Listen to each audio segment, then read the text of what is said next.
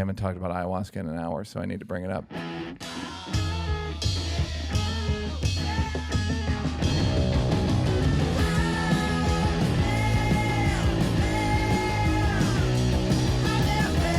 Hey guys, hey you guys, hey, are you guys matching? Bianca requested. I was wearing one of my famous tank tops, and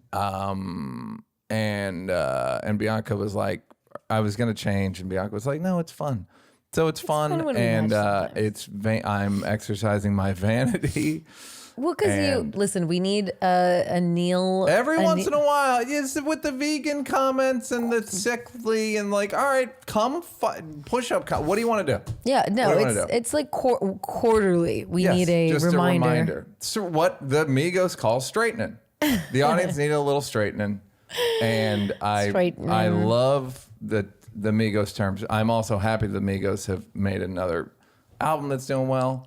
Yes. And because they seem like decent gentlemen, I think. Although, no, one of them hit Saweetie. So they didn't. They fought over the nuclear codes. No. The nuclear codes, the football. The nuclear you're football. right. I forgot about that. Yeah, so whatever. But, pray for the rappers.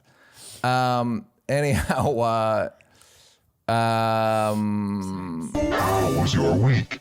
Thank you, Will. I get lost sometimes, and then Will guides me. And there is a new drop about it, and that drop is... Attaboy, Will. All right. Wow, that actually matches you. Attaboy, Will. Yeah, that's good. It's for listless and et cetera. Attaboy, Will. Attaboy, Will. Attaboy, Will. So, Bianca. No, you go first. Please. No, please. What did I do? This week, how was your week? I'm doing the show in New York soon. Oh, tickets on sale. Ticketron.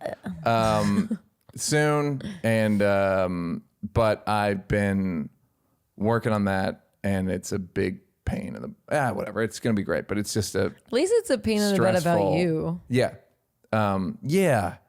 Instead of stupid Dave. It's a pain in the butt about me, and it'll be great, but it's just a lot of phone and conference. Hey, we talked to this person, and I got to get an estimate. So it's a lot of busy work. I feel like you're rich enough to hire someone to do that. Yeah, but it's still, you still got to get an estimate, and thing you can't forget. Cheap. So chip. I'm chip. So you're cheap, but I'm not cheap. Not really. I have a joke that I'm gonna try where people. I'm pretty cheap. Neal, how cheap are you? Well, I get pots and pans at Ross Dress for less. So they have good pots and Well, pans. I know, but you have to. No one knows that. Like rich people don't know that. Like, shall we go to Ross? Give him a pot. Thank you. Yeah. That's really funny. Marshall's is a little better. The pots and pans? They're better at Interesting. Marshall's. But it's the same price range. Same thing. Yeah, same, great. So that's the same customer. So it's just, and as I've explained, the thing that anyone with money will probably tell you is they don't want to get ripped off. No. Meaning no one wants to get tricked. Yeah. So that's why I won't spend $700 on a show. I just won't. There's certain shit where it's like, you're fucking tricking me and fuck you. There's certain times I'll get, like if a hotel room for a night, trick me. Go ahead and trick me. So I'll tell you a story. I'll tell you, Dave. I have a Dave story. I love it. Dave Chappelle story. A group of us were at Nobu, and for some reason, they were all like, you order all the food. I'm like, me? Please don't do that to me. That's like way too much pressure. I don't know what I'm doing. I was like, fine. And then I was like taking drink orders. I'm like, somehow I'm waitressing. Okay, cool. You looked down, you had an apron on? What like, the fuck? I thought I was partying. And I think Dave wanted some sort of whiskey, right? And I Sounds asked like him, yep. Right. So I asked the lady for it. And she was like, okay, let me go check. Goes back, comes back. She's like, we're out of that one, but we have the 30 age, like the 30-year one. That one's $125 a shot. Okay, I asked Dave. Dave was like, and then I don't know. It just she kept pushing her luck of like, wait, or you know what? Okay, Upselling. and we were like, okay, we'll take that one. Came back, we're out of that one. Funny story about that one. All the way till she did it. She did it two more times, and the last one was a $1,200 shot of whiskey, and then Dave was like, fuck it. Give me the first one, which was like just a $30 shot. I'm like, you fucked yourself. Because you wanted to screw him over because you were like, fuck it, just say we don't have it. Yeah. And like, I feel like rich people, if they At a know. certain point, even if you make, and the other thing, there's also No, the I'm thing, saying they eagle eye you. They're like, oh yeah, we can it's what Dave calls the real celebrity treatment, which where is- it's like you're just a mark for people. And it's like, that's the real celebrity. Resentment and that is Right. the real celebrity treatment, Right. which is his way of looking at things. But Right. then there's a whole thing where if you're rich and they treat you shitty, give them a nice tip. Like, just so we're clear. Like, I used to do that when I first got some money. It's and people the would be fuck you, It's like, the fuck you're- you tip. Like, there you go, buddy. There you go, champ. So Have you ever given a bad tip, you think?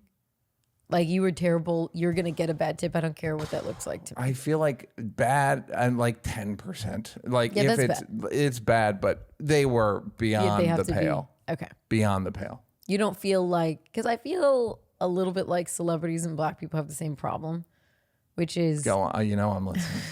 You know I'm which right is here. it's a dice game of how you're going to tip, the stereotype. Right. Yes, you have to And overcome. Do you overcompensate so Yeah. everyone says, "Oh, no, Oh, it's you know, really-" but they've overturned stereotypes, Right. which is impossible. It's impossible. It doesn't Yeah. help. Nope. But do you feel the like? Just give them a good tip. So I don't. There's like I'm not that famous, so it's not. It depends, but it's You're more LA like famous though. right. So there's more. Just try not to be towing the skirting the line between being an asshole and proving a point. The Neil Brennan story. Walk it like you talk it. Well, I was straightening. Straightening. And then of course I did plant medicine for the final time before my trip over the And, weekend, and it was Give it a score. Plant medicine. so stupid. Score. Well, it's it's already like an A plus. Right, but of the A pluses. Within the A plus, I'd put it squarely in the middle plus of A plus. I know So- it's not an A plus plus. It's an A plus. Okay. So, but great. Mother Aya, thank you. Hi. Spirits, angels, shit I now believe in. Mediumship mentors. I believe in it all, Bianca. I'm a goofy. I'm a You lost goofy him. fucking lady. Yeah. Did a healing. You don't have any idea what's happening with me. I'm barely a comedian anymore. Barely. Yeah, it's wild. So, but incredible. Yay. Yeah, fantastic. Thank you, plants. Thanks, No man. one cares. Great. Will's getting so good. He's really getting there. Attaboy, Will. He's really hitting his He's stride. really come from such a bad place to really really has. get to a place that's acceptable. The Will story. Yes. So what did I do? I had a very intense lymphatic massage. Mm. A Korean guy, Mm-hmm. and he's hilarious. He's like, obviously I'm not gonna do the accent, but every morning Do I it. would never. Do it. Every So morning, bad. I'm imagining in my head right now. Go ahead. at one point I've got he puts, Shane Gillis in my head, the guy who got ejected. I from won't Fire do Alarm. it. At one point, he puts a vibrating thing near my groin, which is a little weird. Because he's like, that's where your lymph nodes are. I'm like, is that sex? But yeah, no. So he said every morning you wake up, punch each armpit for a minute, wake up the lymph nodes, get your juices flowing. Literally, I'm like thinner and more healthy from one lymphatic massage. From punching your armpits. No, that's my upkeep. Got it. From him doing all the Thinner. lymphatic. You're not Like- imagining things. No, because I have a body measurer. Wow. Okay. I going on also with me? get me one. I know You're not healthy. Also, I want it. no, so he's like, tell me what to drink or not. Like, it's very lovely. But I like Chinese medicine and all that shit. I have a Yeah. Chinese medicine doctor, so Celery juice is having a moment. it is, but it's like not as you think. It's all good. I know. Well, that's the thing is there's so many. Just dealing with the world I'm dealing with now. I'm like, at what point do you just go, nah, that's bullshit? Like, no, I'm not doing. I don't need selenite Right. wands, crystal wands. Where you go, fuck this. No, No, I don't you don't know. need it. And That's where I get. That's where somehow I get. Narda comes back. Yeah, I get cheap. Where I'm like, nah, I'm not getting selenite wands. Thanks. I just What don't know the what fuck to is do. a selenite wand? Again, Just is yeah, that a type of crystal? It's a crystal, yeah. Oh yeah. So, you know, It's fine. it's like That's it's like how Spirit Padre. How Spirit Padre how are Spirit you? Padre is the Padre. How spirited is the Padre? Yeah, at a certain point, you just go, I'm not doing that. Thank you. Now, I just want to remind you when I said about my friend who has a mat of crushed amethyst Mm-hmm. that made me unsick, and you were like, wow. Yeah, I gotta tell you. You've gone too far. Yeah, you were not into it. Right, but I'm Now you're. I'm just Bianca. saying. It's called being born again, Okay. and it's something that happened to me. Now, I don't know about this cellulite crystal, but the crushed amethyst mat from Japan. If you really want to pop it off, Listen, I know yeah. that. Who knows? Who knows knows? what? Who knows? Look, Magic wand crystal. Oh my but god. I'm also leaving for months, so who knows? I You could guys, be. so Neal's this. I could be Neal's back leaving. just smoking Marlboros in New York.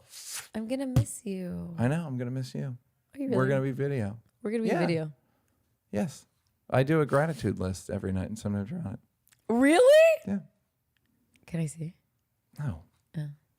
That's nice. Yeah. It is nice. Gratitude list. Not the. You know what my problem is? I get used to everything so quickly where I don't. I just do a gratitude list, and I'm not like I'm like phoning it in, but just like, oh, all right, and then I do that. You're not then like I do that. I'm was not nice. really. They say like doing a gratitude journal makes you feel better overall. Does it?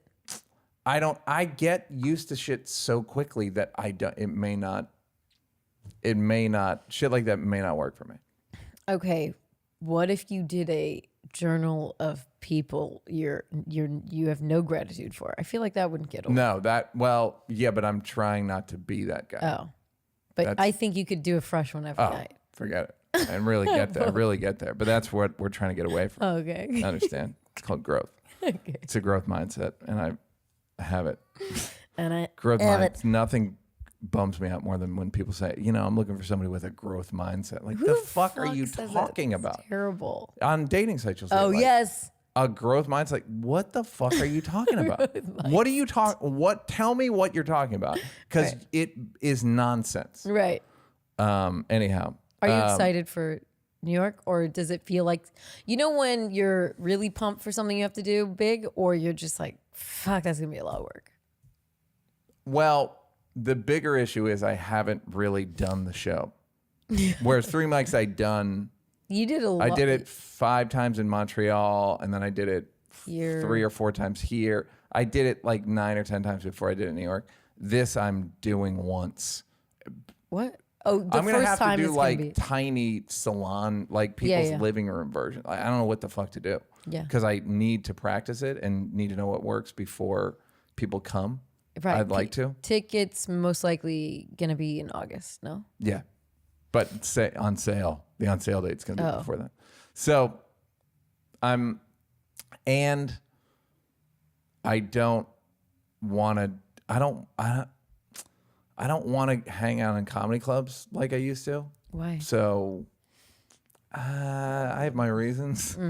Have they lost and their luster? Not or- they haven't lost. I just realized I don't have to do stand up as much as I was doing it, Yeah. and so I'm not like I'm gonna do 9 spots a All night right. unless I have something to work out. I'm just getting used to it. It's not helpful. And there's no way to work this out in comedy clubs. Not really. elements The of it? comedy parts are what they are. The Right. comedy parts work. It's just the connective stuff, tissue, the ligaments, the torn, the fascia. So have you seen these COVID numbers in America? No, I haven't checked in a while. They aren't making my gratitude list. They are. They should. Why? Because So yesterday low? was 90. The highest was 90. Wait, In the 90? New York Times, 90 people Okay. died yesterday from. That's like flu In numbers. all of America? Yes. Sundays are slow days because they Slow statistically diet like days? they don't count. Oh, they you. don't come. Yeah. You got to be real special to get counted. You really have to really die on Dead Sunday. on You have to like Sunday. combust for people to even notice. But But even for a country of hundreds of millions of people, like a few hundred people is so low to die from something.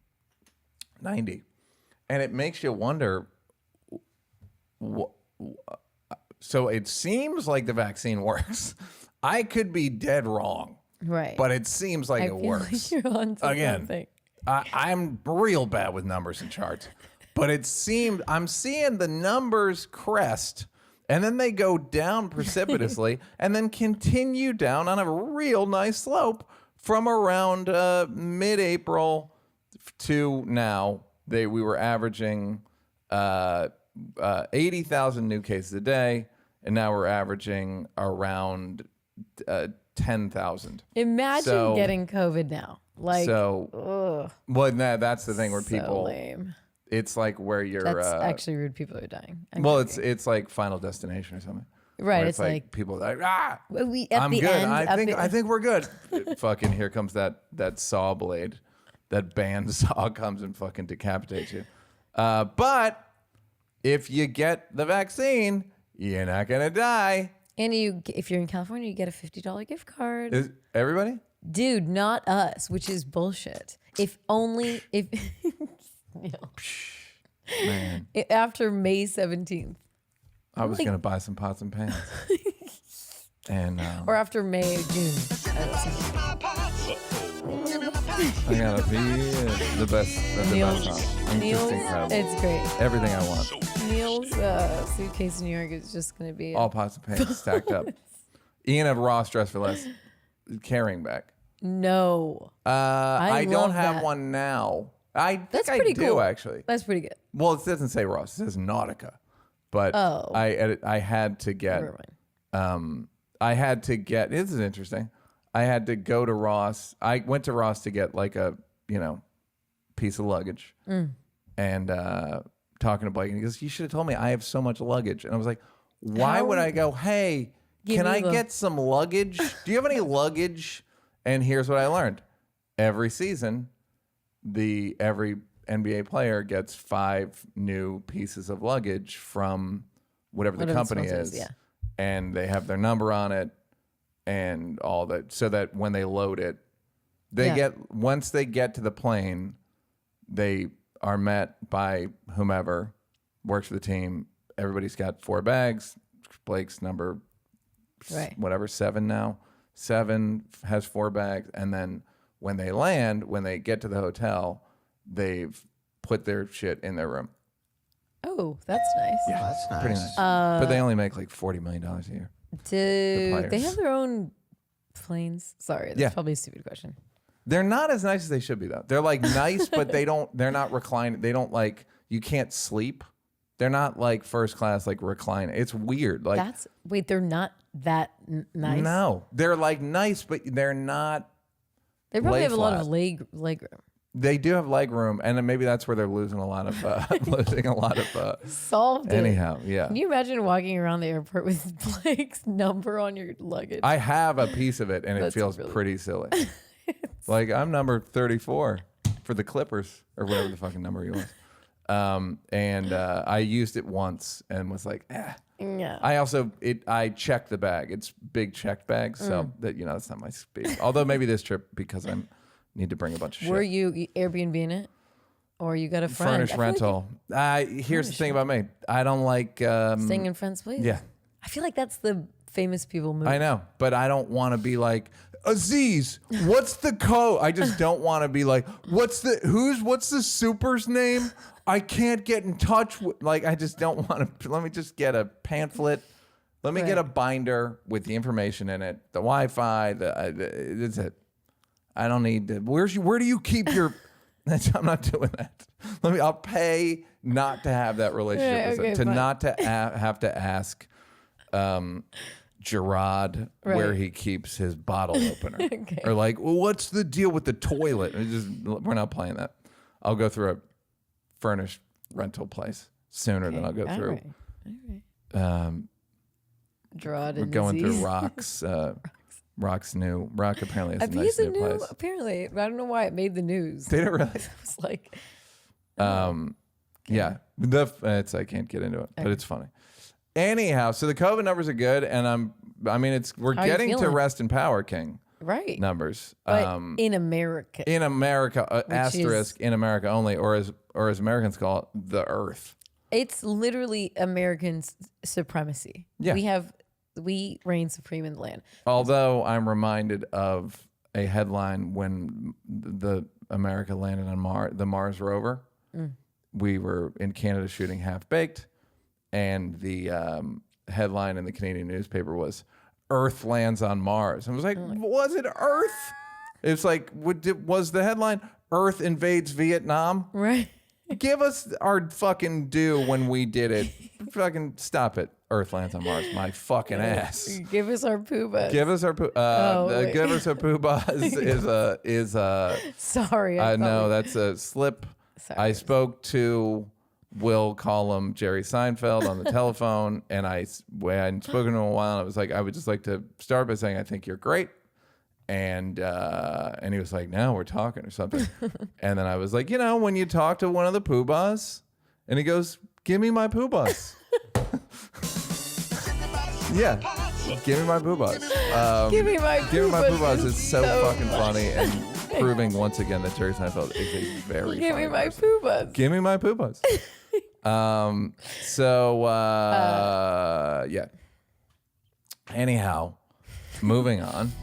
What is this QAnon? Oh, so the FBI warned Congress people that The best people. warned about people. all things, that they're seeing a trend that they're moving from digital soldiers to just real life violent attack. Like, what do they call them? DVE, domestic violent extremists. There we go.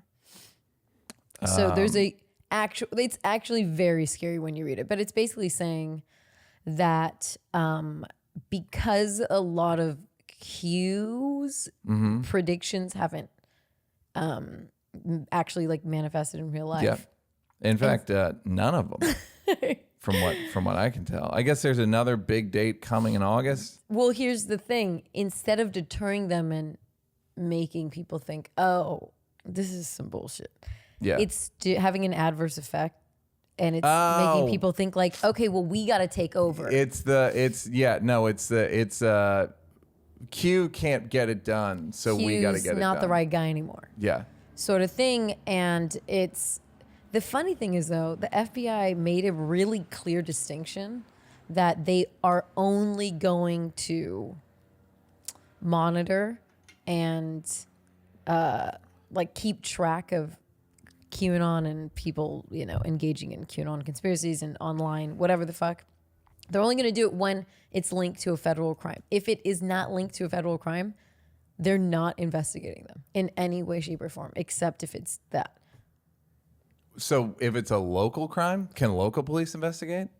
They just made it, they said, we want to be really clear that we're not investigating QAnon as a movement, We're just investigating when it has ties to an actual crime. Well, but then you think about, but also, like, how the fuck are they what are they gonna do?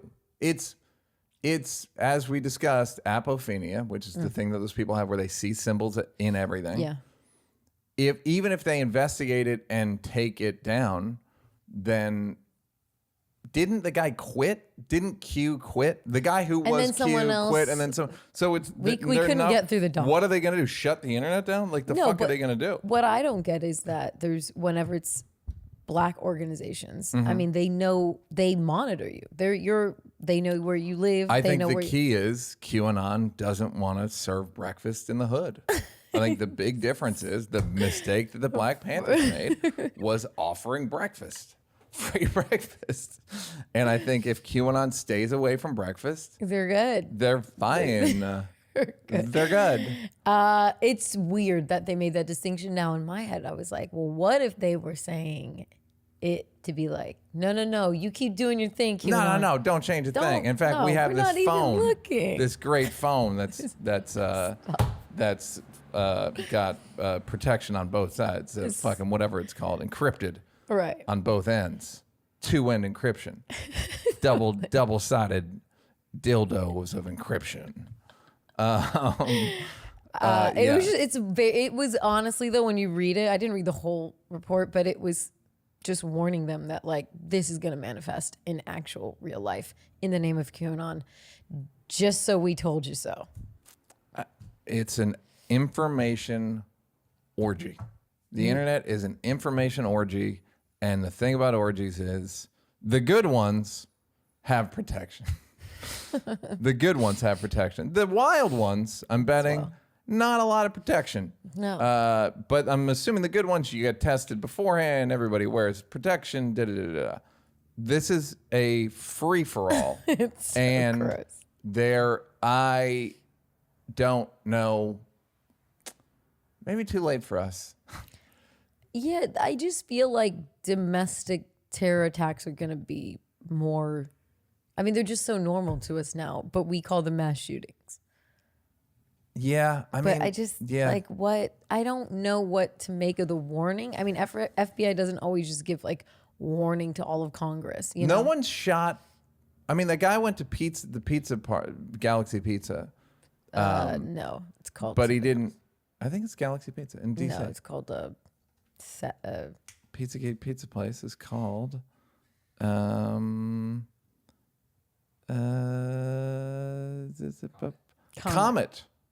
Ping Pong. So yeah, I don't know where I got Galaxy from, but wow, I'm happy to be here. Fucking Comet, nothing could be further from Space Pizza, Outer Space Pizza. Yeah, so that guy didn't. No one. He didn't hurt anybody. He was thinking about it. He had to investigate. The good news is, much like, remember the shoe bomber?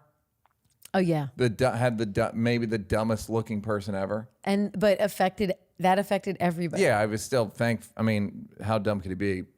Meanwhile, we're all still taking our shoes off 15 years later. Well, not me. I got to preach it. Oh yeah, I do too. Although I'm afraid it's going to expire. I don't think they're going to give us credit for pandemic. How long does pre-check last? 5 years, I think. Oh. Did you get the global entry? I have global entry, It's and nonsense. I know but you get double pre-check. But global entry, nowhere else in the globe does it work. I know. Well, the problem is flying. It's good flying back to LA, into America. but the problem is the kiosk at LA is so good now. It barely takes any time even without global entry. But it's a fun thing to have. Clear? You got clear? Sweetheart, I got it all. Okay. Don't insult me. Of course I got clear. Although, no, clear is good. There's one of them that's like super wonky. clear or like, Right. and you're like, all right, now you rip me off. This is $1,200 whiskey. Go fuck yourself. Don't mistake my wealth for foolishness. What fool. So I don't know what to do about QAnon. I hope that it's like the dumb Michigan Wolverine pack dummies. Now they did say what you're saying, which is when because of this is a new administration, just people fall off, people get disinterested. It doesn't happen. Yeah. Well, it's a lot of. So it's just going to be extremist left, but there's not going to be as many people being like Q. Yeah. Well, when nothing happens, at a certain point, you stop believing in Santa.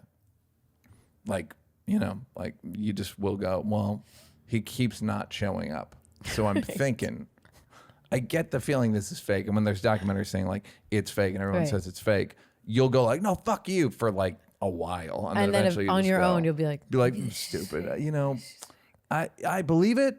It's like I know people that didn't believe in COVID, got it, and are still like, hey, you know, it's not that I just think it's overhyped. Yeah. Dude, you almost died. You can just say you fucked up. yeah. Just say you fucked but up. it's really hard for people to Yes. say they fucked up. Yes. Not me. No. Now, this feels like I don't have anybody see this story, but I just didn't do my homework. Well, let's go to Juneteenth because that's a big one. How'd you celebrate? Lamert Park. Who? What? Lamert Park? Lamert Park. Lamert Park. What'd you do? Do you know where that is? It sounds black. It is. Okay. It's in Inglewood. Yep. that sounds black also. You never went to... I'm not a park person.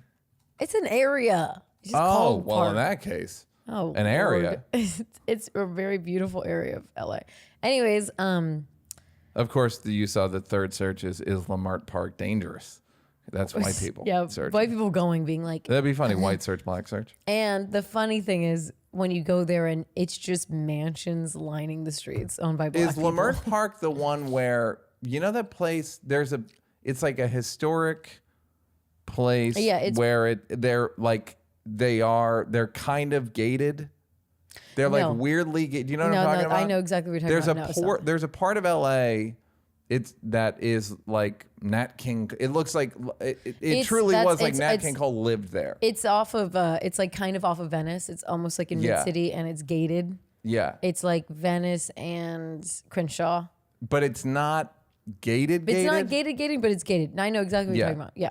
Like there's no guard at the No, gate. but it's gated. But there is a gate around the whole establishment, but there's no guard. Yeah, Will no, keeps trying to get us to say it's You're Baldwin good. Hills. It's not Will, Baldwin Hills. Thanks. Donate. Will, it's call north off of the the 10. dogs. It's north of the 10, and you're not going to find it. Will, you're never going to find it. It's fine. Stop it. Will. Can you play it in reverse? Good job, Will. But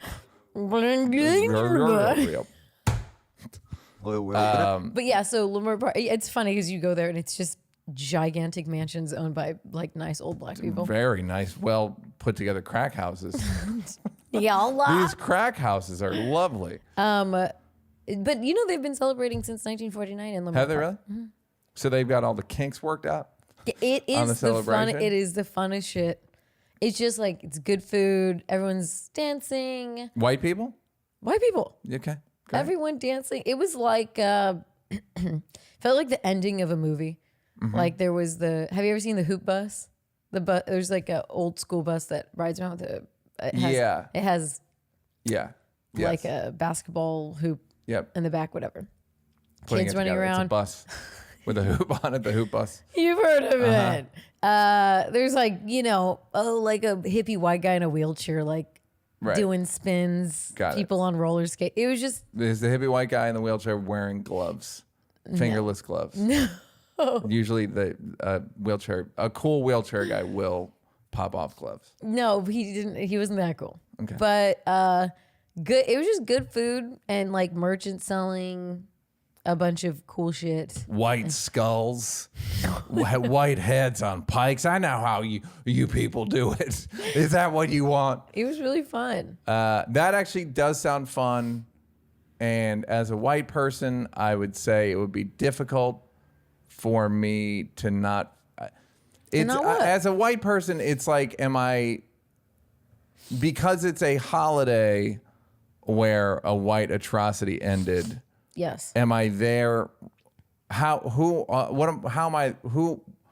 am I? What am I doing there? Go there. So a lot of the time it's also like a lot of black merchants and a lot of black like small businesses. Yeah.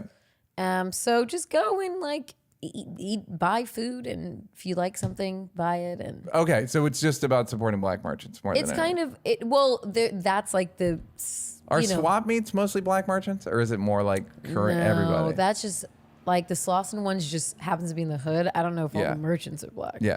They're probably That's kind of not even the point, right? It's Arab just like and Asian, Yeah. from what I gather. But no, the point of this is just like honestly, it's just like a fun, good vibe gathering of like There was no like, now I got to do it. You could have just like walked up and down the streets for like an hour and go home and been like cool and like gotten like good food. And there's a lot of vegan. There's a lot of good vegan. Well, I'm vegan.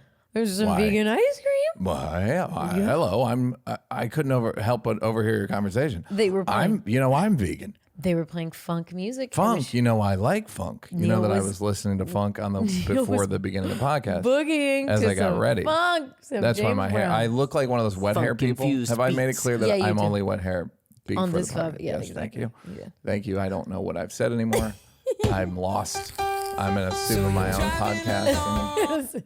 And okay, so Maybe I drag you one. I know you don't like outside. no, I don't mind. If I haven't eaten, that would be great. Okay. Meaning just then I being can go to eat. Yeah. Yeah. Go eat and then you can like bounce or whatever. There's a cool, like one of the Now, few, when someone breaks in my car, who should I call Tesla roadside assistance, or do you think it's more of a auto body place? AAA. There's a cool black owned skate shop, Cool. which is rare, called Neighbors. They set up a ramp. Like everyone's just Great. like doing a cool. It's just fun. Great. The children. There were so many children. It sounds like a Black Awareness festival. No, Meaning it's just like awareness. Black Awareness Everyone is is aware. Black Awareness Week in Coming to America. It's just like I believe Children of the Future. The Randy Jackson, Kind Randy of, but Watson. There's also just like also good. Everything is. There was just good vibes.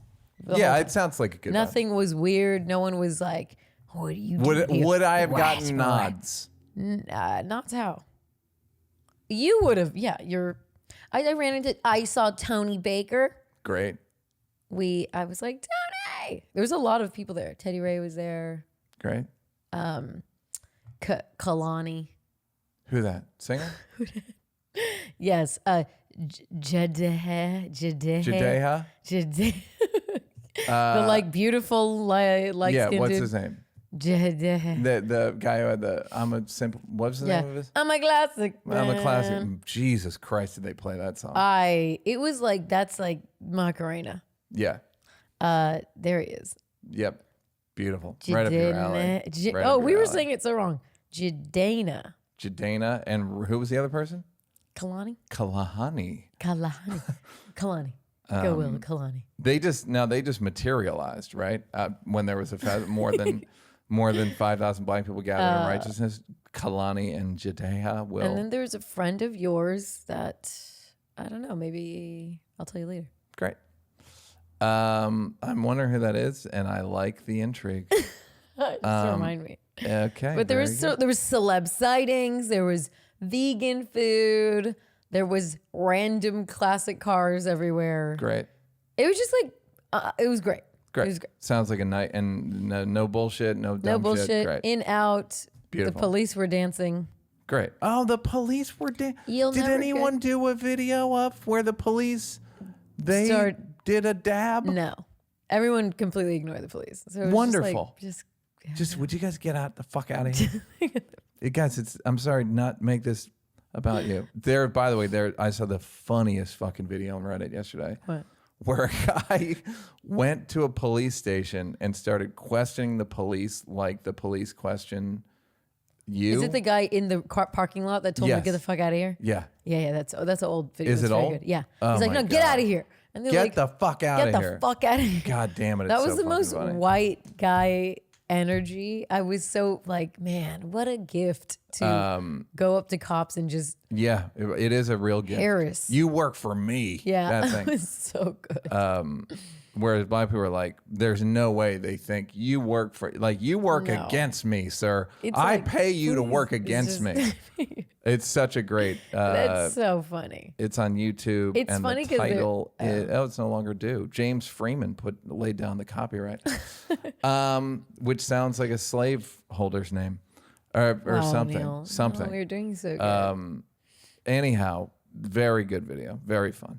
What I don't get is why they needed to make Juneteenth a national holiday. I'm not saying bad. I'm just I saying. don't- and also- no one asked for that.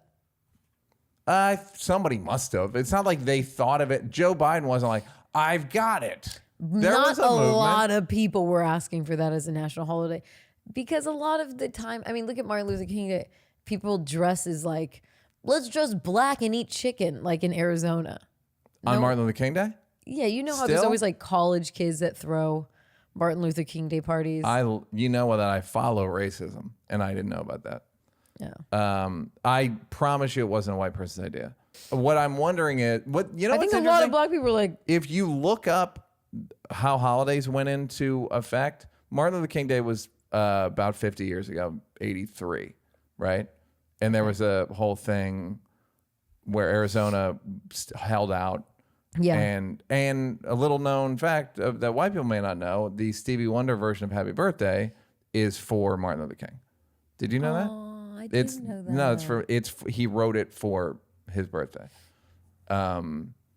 And won't get into that. But Martin Luther King. so Yeah, Arizona held out. Arizona held out. But that was 50 years ago, and before that, Memorial Day was. We don't give up. We don't make holidays that often. Right. Like it's a fucking pain in the ass. National So, holidays. Yeah. Yeah. And there's a lot of national holidays with like you have the day off because Right. it's still not there yet. It's still not a federal. I believe it's not a federal. No, it is because there was like because someone put out a list of the congressmen and women that voted against it. Okay. So signed to make Announced that most federal employees would observe the holiday. All right, good. So I guess now it's a matter of the NASDAQ's still open. It's closed on Memorial. You know what I mean? Like there's shit like that, like dentist office. there's Can gonna be you it's get gonna an be appointment? Juneteenth. Someone was like, I better not see Juneteenth mattress. Yeah, of course you will. Yeah, so it's just a matter of. But by the way, it's no dumber than Memorial Day holiday. You know what I mean? Memorial Day is like for Which dead also soldiers. and Memorial Day was started by black soldiers, Yeah. which no one talks about. Because And they don't like working. Hello. and then there was a white veteran that was going to speak on Memorial Day, and that was part of his speech, and he was told to take that out of the speech. The They had origins. some cuts. It's They had cuts some for 'em. notes. They had Look, some we got notes. a couple notes. Don't love the origin. Yeah. So it was interesting how they make holidays and stuff that states can hold out, and it's a bit like the weed laws I don't understand why, like, give a holiday. The fuck does it matter? because it costs money. It's economic. It just costs $1 billion. It's like if the economy if people do everyone- not work that day, stores are closed. It's bad for the GDP, bro. Right, bro. And that's what we're here for, is GDP.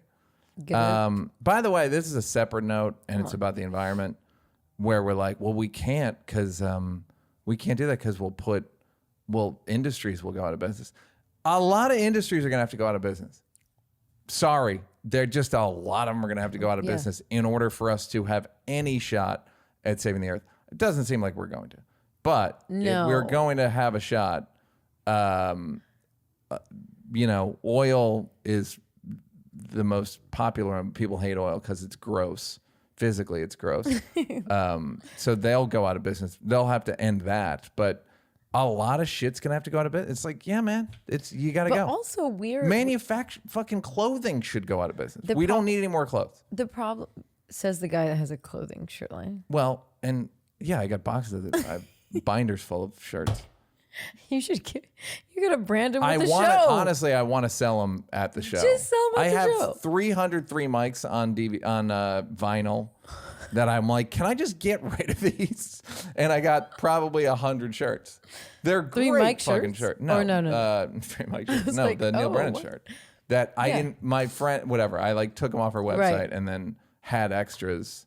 Sell 'em We at the didn't show. talk about it before. I know. The guy I'm doing it with thinks it's. People will get it. rent. They won't get it. I'm selling good merchandise. There's like the good merch, and then there's just like, Yeah, we it's also like, got these. No, I'm not selling beer cozies. I need to get rid of this shit. Is more than anything. You help me. That was funny. I forgot my point. Something. I tricked you with You comedy. trickery. I neuralized you with comedy. You said, this is my point, is that a lot of the reason why the like environment issues in manufacturing is an issue is we talk about it here because we're considered quote unquote first world country, but have you been to Asia? Like there's no way to curb this shit. Like there's no way to curb it as a globe at the same time. Because we can do like Europe does everything. I lived in Germany. We have to separate glass based on color, green, brown, clear. Like You have to bite it and see how thick it is. It's weird. It's very German. you have to put things in a yellow bag. It's called a gelbe sack. Like, Germany it's gets half of its energy from recycle. From solar. Yeah. The people there don't know that. Because I did a joke about it. I was like, you guys get like 50% of your energy from solar. And they were like, what? What are you talking? But the problem is that they do, let's say Germany does a lot with saving and environmentally like great. We don't. And so what's the point if we're not all working at the same time, you know? Well, it's also... And then if we're going to do stuff, okay, but if Asia's not going to... There's also the power plant issue, and it's a real problem. It's a very real problem. What's harder, figuring that out or doing the documentary? Nothing's harder than the documentary. Yeah. So anyhow, so Juneteenth, congratulations. Marching Power King. Now the Portland cops, this is a fairly complicated story, but they break it down. So dozens of Portland officers resigned from a team that responds to protests after members. So this is the like can't even. So now basically a guy who. So you know how you qualified immunity and you can't say anything to cops and you can't look at them and you can't. Yes. They indicted a guy or arraigned a guy, or did he get convicted? It said indicted. So he got indicted, an officer, Corey Budworth, 4th-degree battery, from, I'm assuming, the George Floyd protests or the aftermath of them. He shoved a photographer to the ground and used a baton to strike her, don't love it, during a protest last August. And he got indicted, at which point 50 members of his response team they vacated their voluntary assignments. Wow. It happened in Buffalo last year after they pushed the guy down too. Oh yeah, and nothing happened to them. Yeah.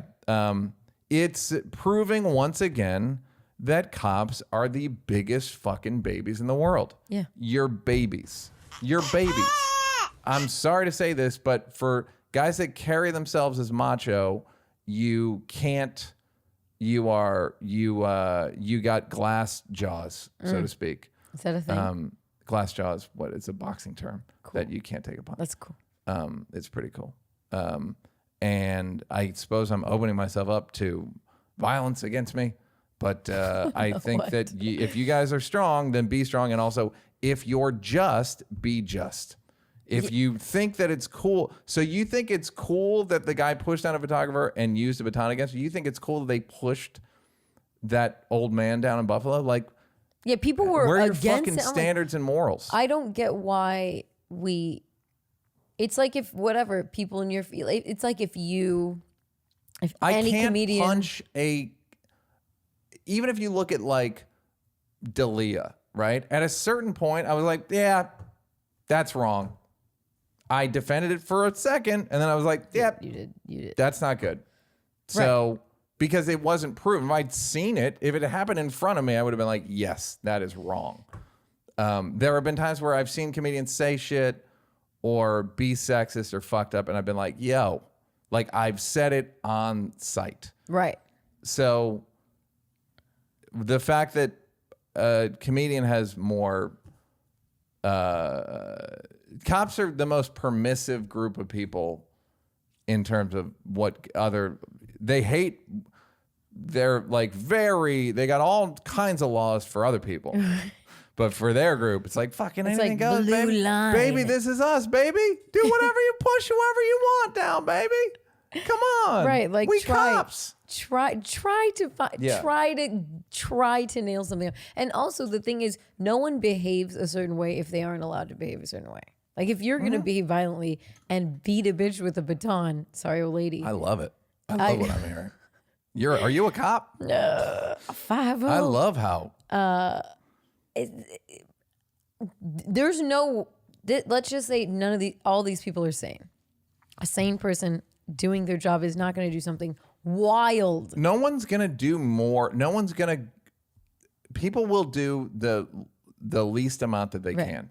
Exactly. People will. There's why there's minimum wage. To quote Chris's old joke, if they could pay you less, they would. Yeah. Hello, Goodwill. I told you. So it's like I don't understand why cops as a whole wouldn't want. I know we have a few cop listeners Because out it's there. the thing of the reason guys don't intervene that much is because we will have to fight. And cops will have to fight each other, and they have guns, and they can plant evidence. And there's a lot of ways to fuck over. Serpico, there's a movie, Serpico is about a cop who stood up, and they make your life fucking miserable. There's a thing in his face. Yeah. But the thing is, if going against a bad cop makes you the pariah, does that mean most cops are? Means most cops are bad. I mean, if you can't, it means most cops are bad. But then most people don't want to say most. Right. I don't know enough to know that. If you can't audit a corporation, then they're doing something fishy. Right. If they're like, we're not going to audit it. Let's just assume everybody's doing the right thing. And you know what?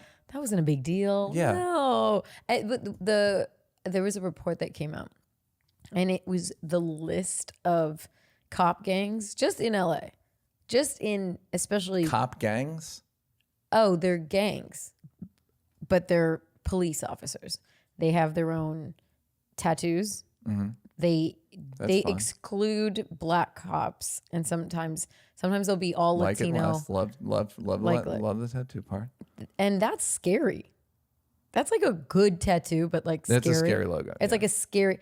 They have if you have a bend in your badge, that means what's the name of this? This is the this one's a 28, but there's the 28 from Compton, California. If you want to look it up, there's probably when I read this report, there's like 100 in LA of cop gangs where they exclude non-whites, or you can be like white passing Latin. Mm-hmm.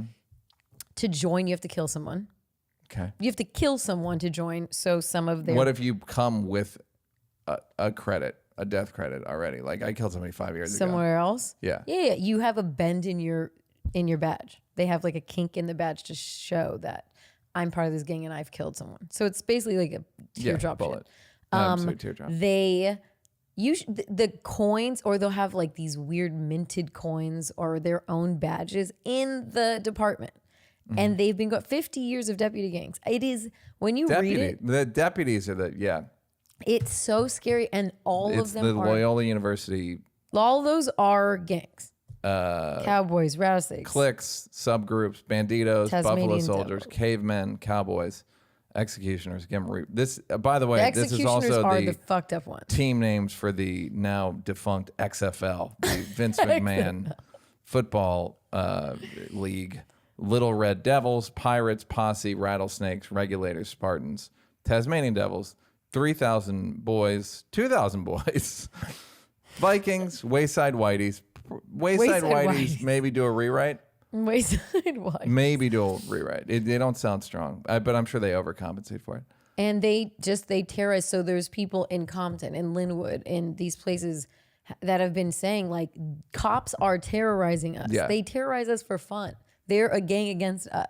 Okay, so let's say we clean that up as a group of people who then becomes cops. It's the same $100,000 a year, give them an education, all that stuff. Where who's gonna be cops? Because in order to want to be a cop, you have to think of violence as a great,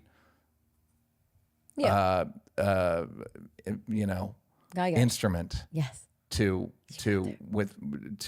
dispense the law. But then we just like I don't understand Camden. Newark. Right. Why aren't we trying something else? I mean, LAPD, we know LAPD has like a long history of being just super People are corrupt. very corrupt, and There's no way to dismantle. LA is very, very corrupt. I don't think people realize how corrupt LAPD Yeah. is. It's more like Chicago. If only there was a movie like, say, Training Day, they could explain it, where a black cop was training a white cop. But people thought that was a movie. Yeah, it was. Yeah. Somebody had very funny stories from that movie. What? I'm not going to tell them on the air, but they were pretty great. Also, it's funny that it's now on Netflix, and people are like, wow, someone wrote an article that was like a low budget, like unknown movie in Denzel, like one of. Oh, I I'm have like what? Google alerts for like what Everyone the knew. best sci-fi you've never seen. Yeah, on, that and shit. you're And I'm like, all right. everyone's seen. Everyone knows Day. Training Day. It's pretty popular. King Kong ain't got shit. We Right, all know right. the hooks. We all know the. We all know the hooks. Macy Gray.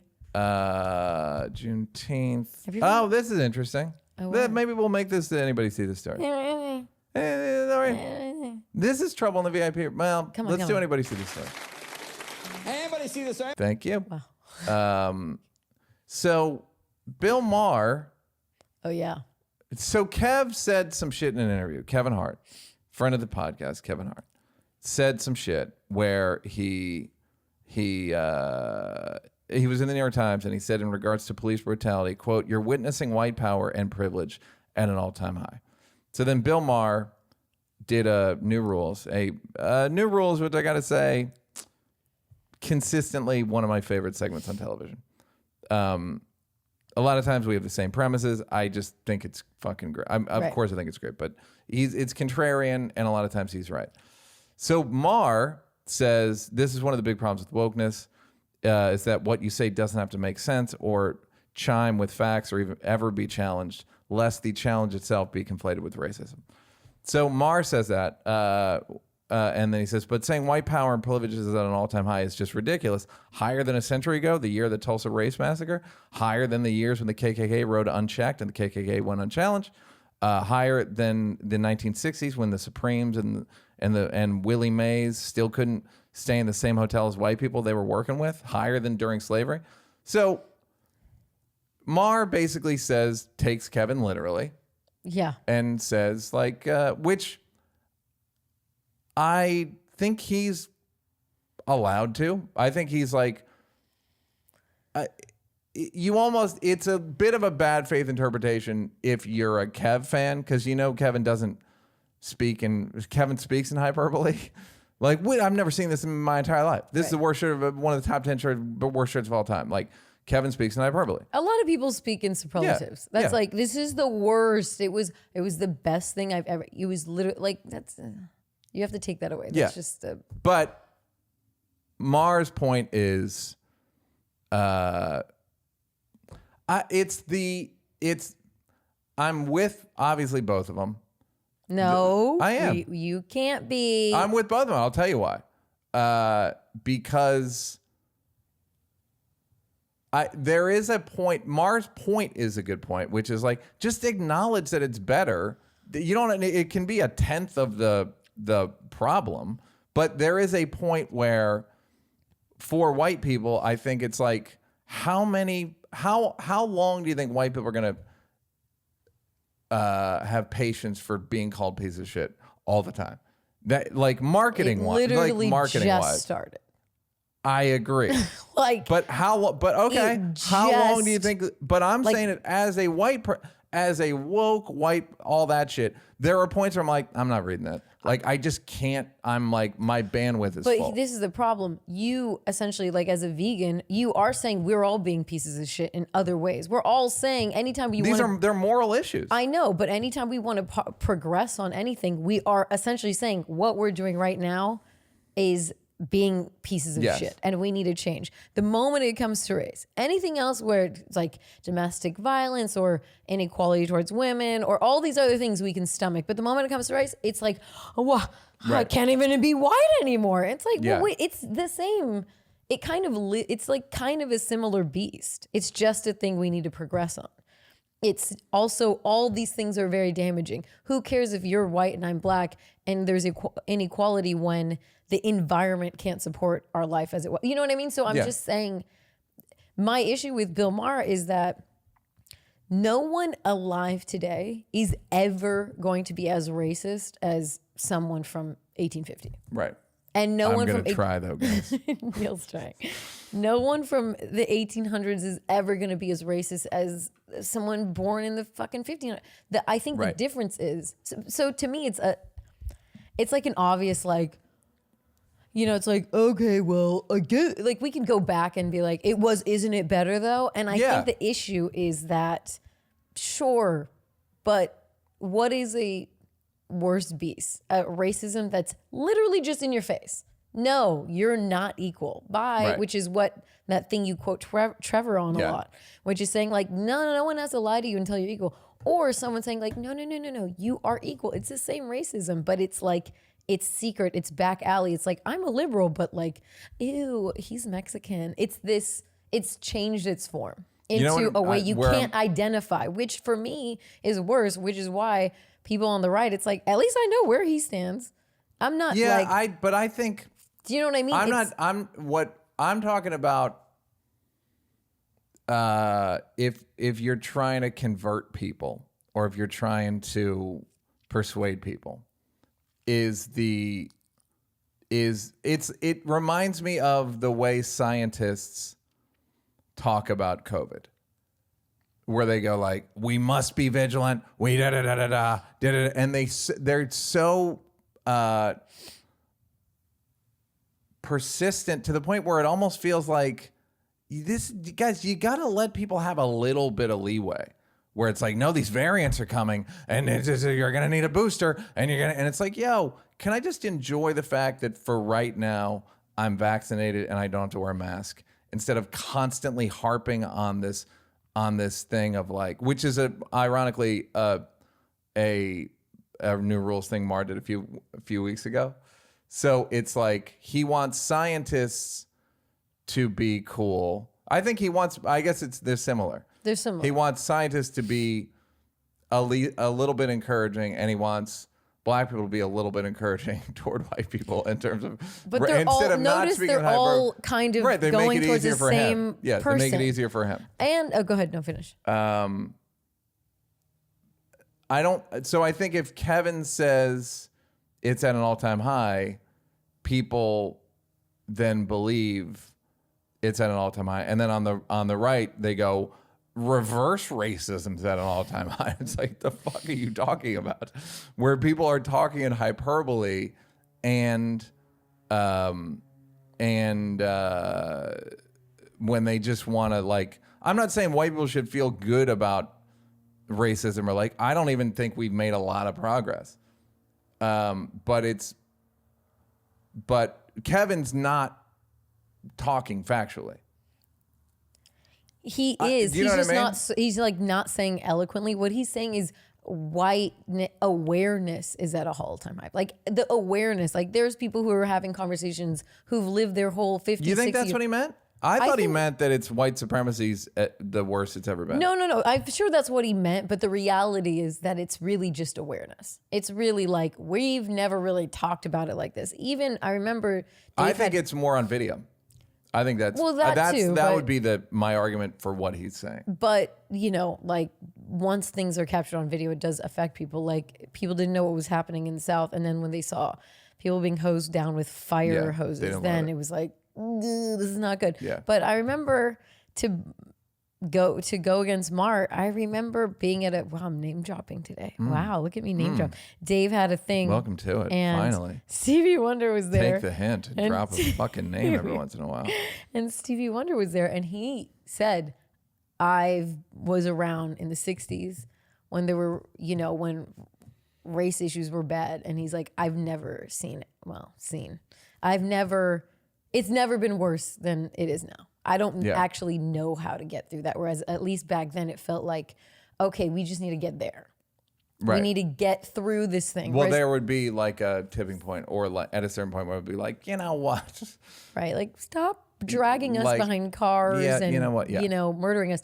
So I think the problem is that one, when you start flushing things out, you know, like it does feel worse. It does feel hotter. It does feel like, damn, am I just an asshole because I woke up and I happen to have white skin today? I understand that it probably does feel like that for a lot of people, but there's a few things going on. One, it's just a perception.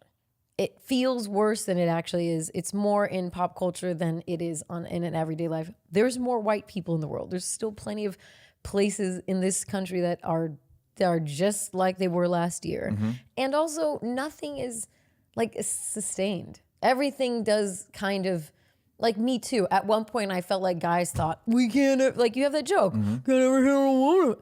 You can hit on a woman. It's fine. It's just a little tiny bit of progress. I mean, I'm like, yeah. Right. Well, you have letters, you sign paperwork to get even in here. But I just mean, look, now that Me Too is more normalized and we're like, hey, no, non-consensual, maybe we don't do that. How much has changed? I don't think in an everyday life world is that much If a different. woman said sexism's at an all-time high, what would you say to that? I don't know. Like, again, I don't like these all-time. But what I'm saying is, if a woman said that, it would be factually incorrect. It would. Is she getting at a point? Yes. But I think it would be. I wouldn't be surprised if Maher did a new rules about it. If it's like it's not at an all-time high, it's getting better. Because back in the day we could rape you. Yeah. I get it, but it's not. It's like, I get it's contrarian. That's part of his thing. But Yeah. But I think it's like, if someone said that, it would not be true. It's like, is it contrarian to call somebody and say like, that's not true? Right. But I think with Kevin's point, and let's say with whatever this lady's point is, this fake lady, we can understand they mean, we're talking about it more. We're convicting more. We're actually now believing women more than we have. Yeah. So it has the feeling, it just perceived like, oh, all this sexism lying around. But I just don't think anything is as extreme as we all want to make it, I texted Kev because this is the question is, do we like argumentative Kevin as a brand? I texted him. I was like, the new Chase ads, I'm not in them. That motherfucker is sunshine. He's great. He's fucking, you cut to a close-up of Kevin Hart and you're in a better mood. And I texted him because your commercial's the only one I don't get tired of. And I know it's like, buddy, I'm right here. Yeah. Because that's what I do. Yeah. Like I can watch it. I've seen it a million times and it's funny. He's sunshine, and it's that commercial is that weather should be paid. That weather is worth $1 million. It was really good. It's just beautiful fucking white. And then the new ones they're also sunny. Right. And Kevin is so I texted him. I was like, dude, you seem argumentative or something. And I know how much he works and I was like, you're sunshine, man. Just be sun. And I was like, am I? That's not that correct, Neal. What do you mean? Well, why does he have to just be? Well, no. I'm not saying don't argue with people. He was arguing with the hater. I mean, he was like, I got time today. Karateing? He was Twitter karateing. And he wrote I got time today on one of them. And it was very it just seemed like you need another hour of sleep. You know what's funny? I have me and my girlfriend, we can be some sassy gals. Uh-huh. And she has a younger sister. And when she does it, it's always just doesn't land. At one point I was like, girl, Kevin's note look good on you. Kevin's musical note isn't arguing. It's not. Some people can't pull off that some people can pull off argument or a Twitter karate and it's just fluid and you're just like, oh my God, where's the next tweet? When's the next tweet? And sometimes it's jumbly and it's yes. Do you think Kevin, how would you categorize? I'm not saying he shouldn't, he's not allowed to. I'm not any of that shit. I'm just saying it just is I'm not a big fan of it's beneath you or you're better than this. No, he just doesn't, it's not super, I don't know. I guess what the topic he's trying to tackle isn't, he wouldn't be my go-to to handle this, but Like when he said, I'm speaking on Karens that now feel like they can say and do whatever they want without any consequences. I actually think it's 100% the opposite. Yeah. Well, Now it's like stand up where it's like, no, we have the best job in the world. Right.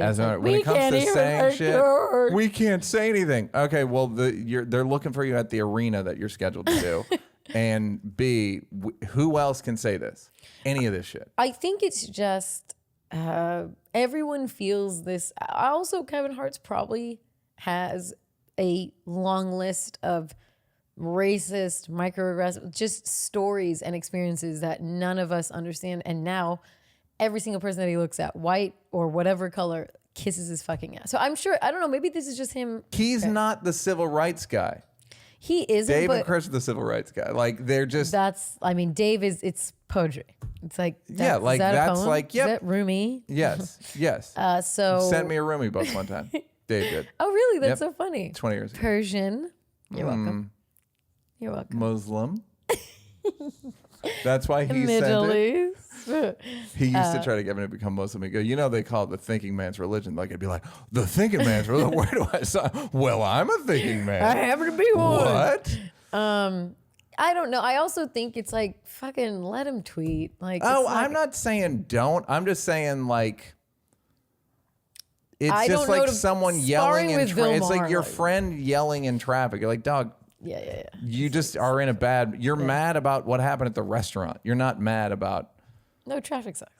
Yeah, traffic sucks, but like. Traffic sucks. Yes, we all know traffic sucks. I guess it's just. Is that. I don't know. It just seems like it's. I don't like it for him.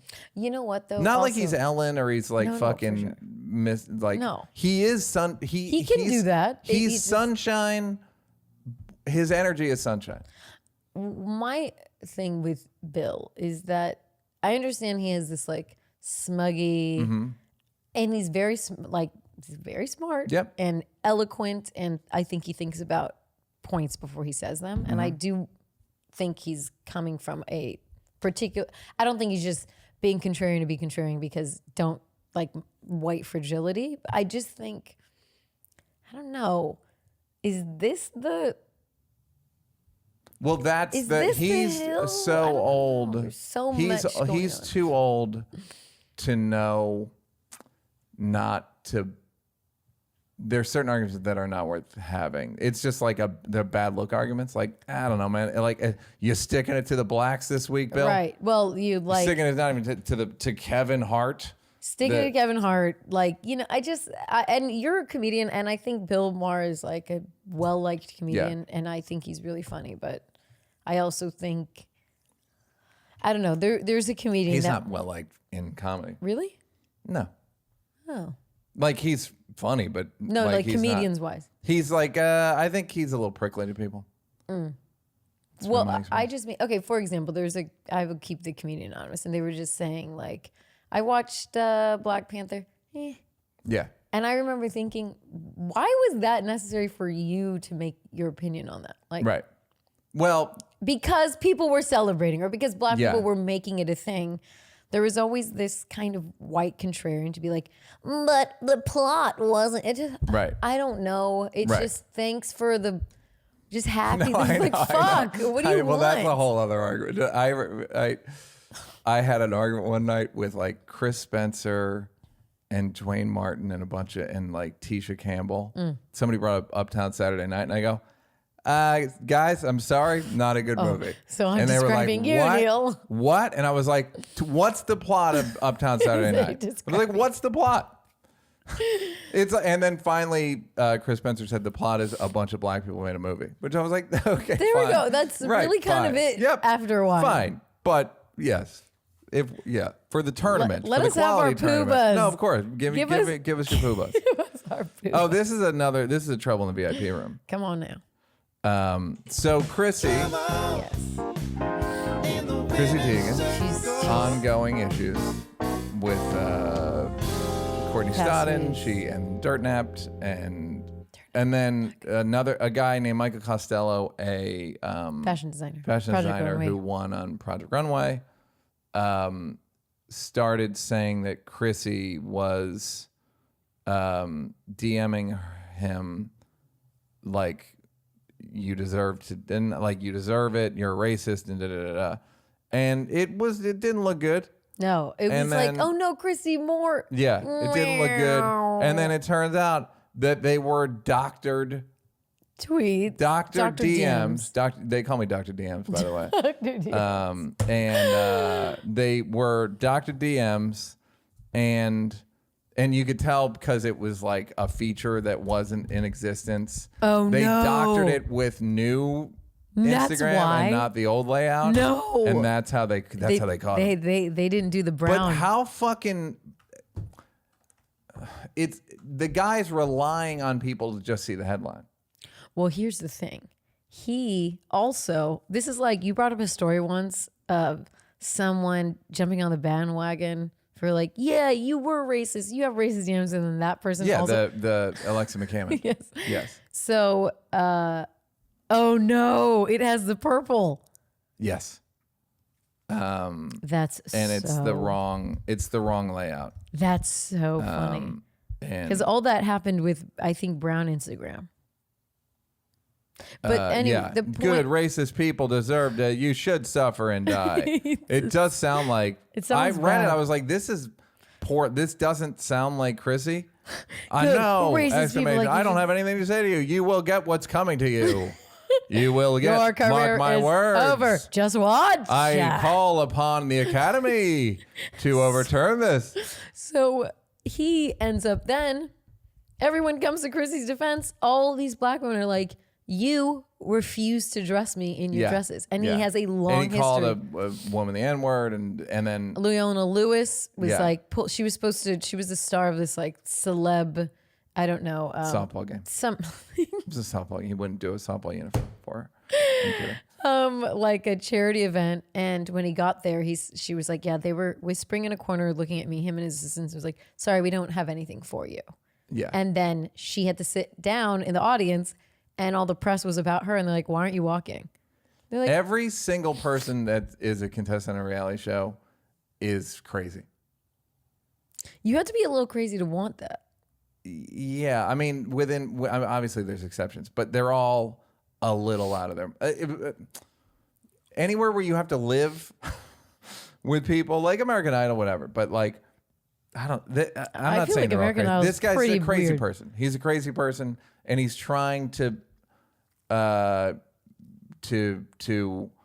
make other people look bad, but he's But why sloppy jump on and crazy. Why would he jump on to gain, like, maybe there was just some... I think he's out of his mind. okay. I think he's fucking he's just Dr. DMs, and he will get no Pubas. No Pubas for you. To quote, to double quote Jerry Seinfeld, no Pubas for you. It just was so, when you went down I'm like, why would you insert yourself? No one was talking about you. You inserted yourself. Then everyone else was like, nah, actually you said you would not dress me. You refused to dress me so that I don't make clothes in your size. Yes. I dress Beyonce. I don't need to dress you. Yeah.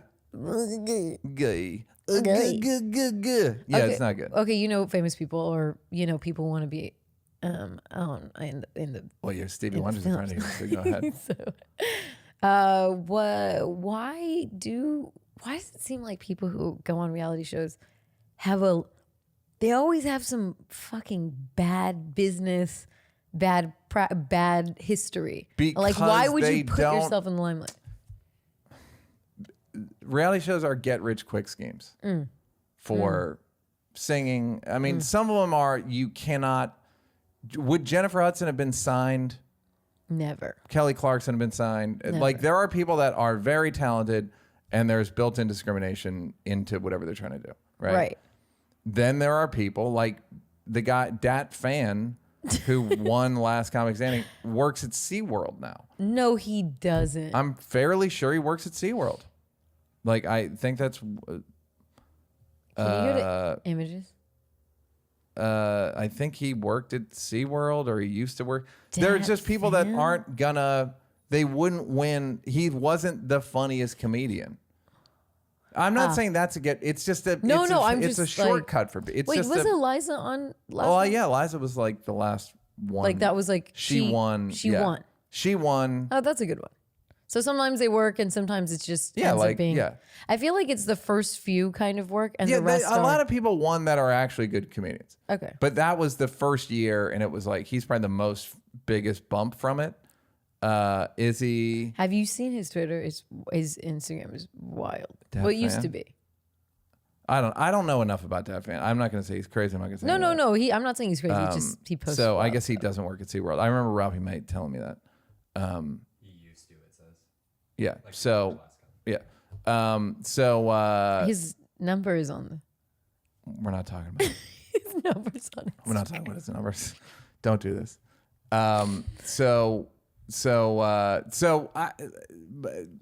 It's the people who the dating shows, the Rose shows, the Island shows, those people are a little crazy, and by the way, they're cast because they're crazy. Right. It's like the only question they should ask most of the women on The Bachelor is, "Are you bipolar, and when can you start?" Because that seems to be the through line. Right. There's something is. I could never go on a reality. It just feels so strange. But if I was running like a scheme, or I have all these bad tweets, or I have all this bad shit in my past, like why would I want to be in the why limelight? would anyone? It's he who smelt it dealt it. It's he who posted it, hosted it. It's all of those things. It's just no one. These are moral issues. So to stand up for people, and I will never say humans are immoral about my issues about fucking. Or that I'm more moral than people because I'm vegan. I'm more moral in that fucking department. Right. Racially, I'm a little more moral than probably most white people. A little more. Right. But you can get me on sex. There's other shit you can get me on. Right. So it's hard to really just like, I condemn thee. Yeah. Okay. You will suffer Yes, and you die. shall suffer. You will get what's coming. Just watch. So she stood on a mountain and said it. But it's still trouble in the VIP room, and it's gonna be a pain in the butt. Yeah. But she'll is he be. done or is she? Oh, not? she or he? No, sorry, he. It sounds like he's done. He's It done. sounds like he's been done. Bye. I mean, yeah. Bye, I don't know. bye, bye. We can all be done at any point.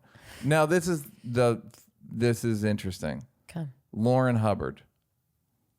Learn. Okay. Laurel Hubbard.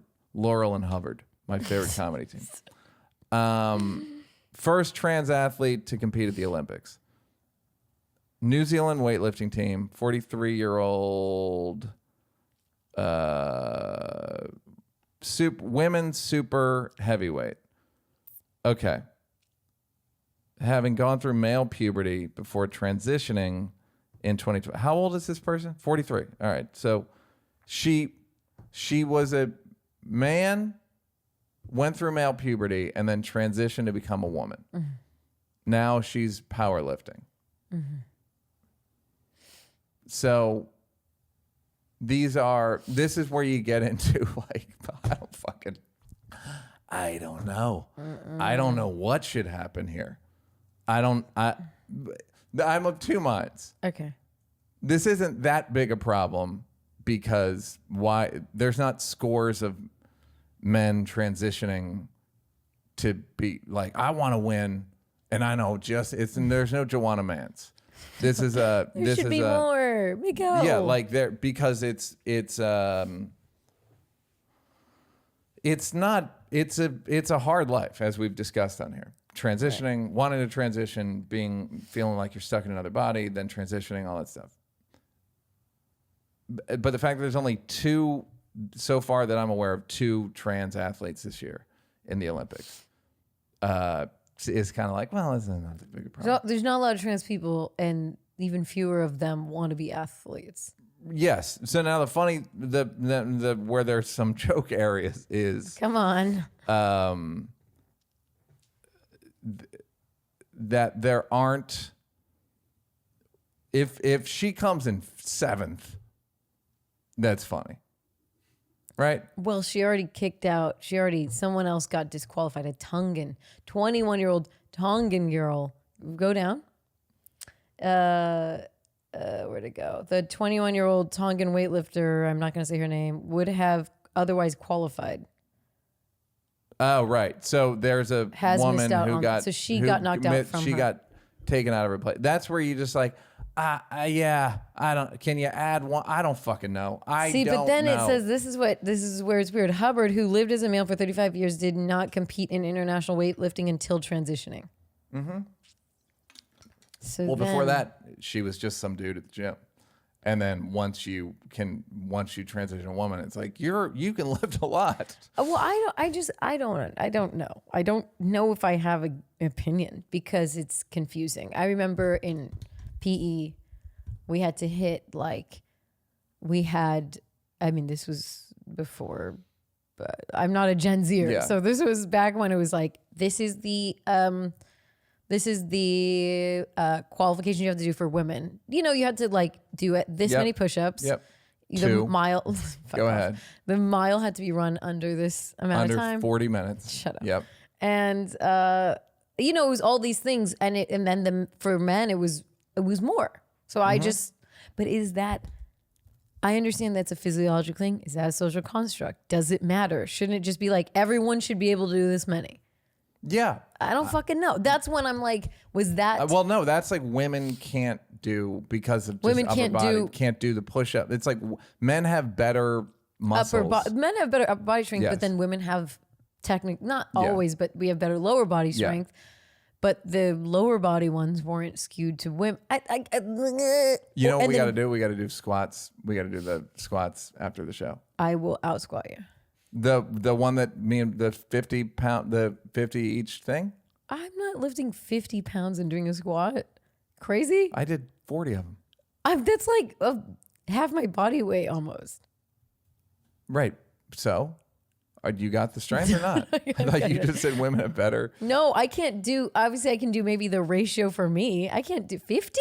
You just said, is it a social construct? And then you said women have I better. said I know it's lower body. physiologically, but I mean, obviously, we're different body types, right? So can I do the same ratio? Do you have your measurer right here? You have your body measurer? No, but I'll bring it next. I'll bring it to New York when I see you. I'm literally going to buy you one. Bring it. Would you want one? No. It's a slippery slope. I think you. Slippery. I'm I going feel to like spend you all day might, measuring, have a journal No, for it my goes. body It measurer. it's circle, and then you go by it, and it tells you exactly what your circle is. It's like a caliper, I believe. I bought some fuck shit that ain't work.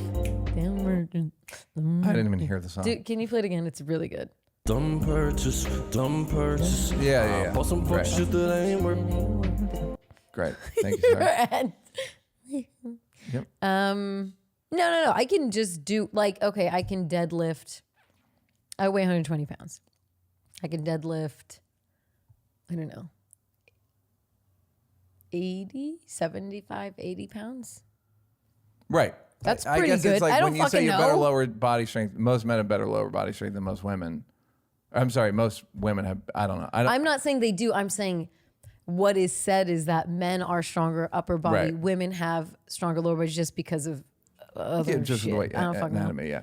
And so, but does that matter?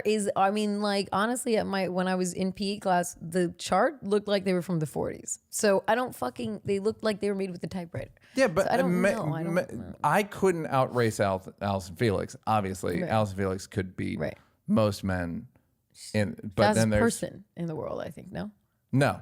She's no one's gonna beat Usain Bolt. Like you're not beating him. But Allison Felix could. This is silly, but what I think the interesting one will be when a man transitions to woman and plays in the WNBA. Joanna Man? I mean, the real Joanna Man or the real. I'm trying to think of other sports that there's a lot. I just Tennis feel would like be is a there big that one. many trans There people aren't. trying to There aren't. play sports? There aren't. But in the situation where there are, what do you tell the Tongan girl? What do you tell if she wins the gold medal?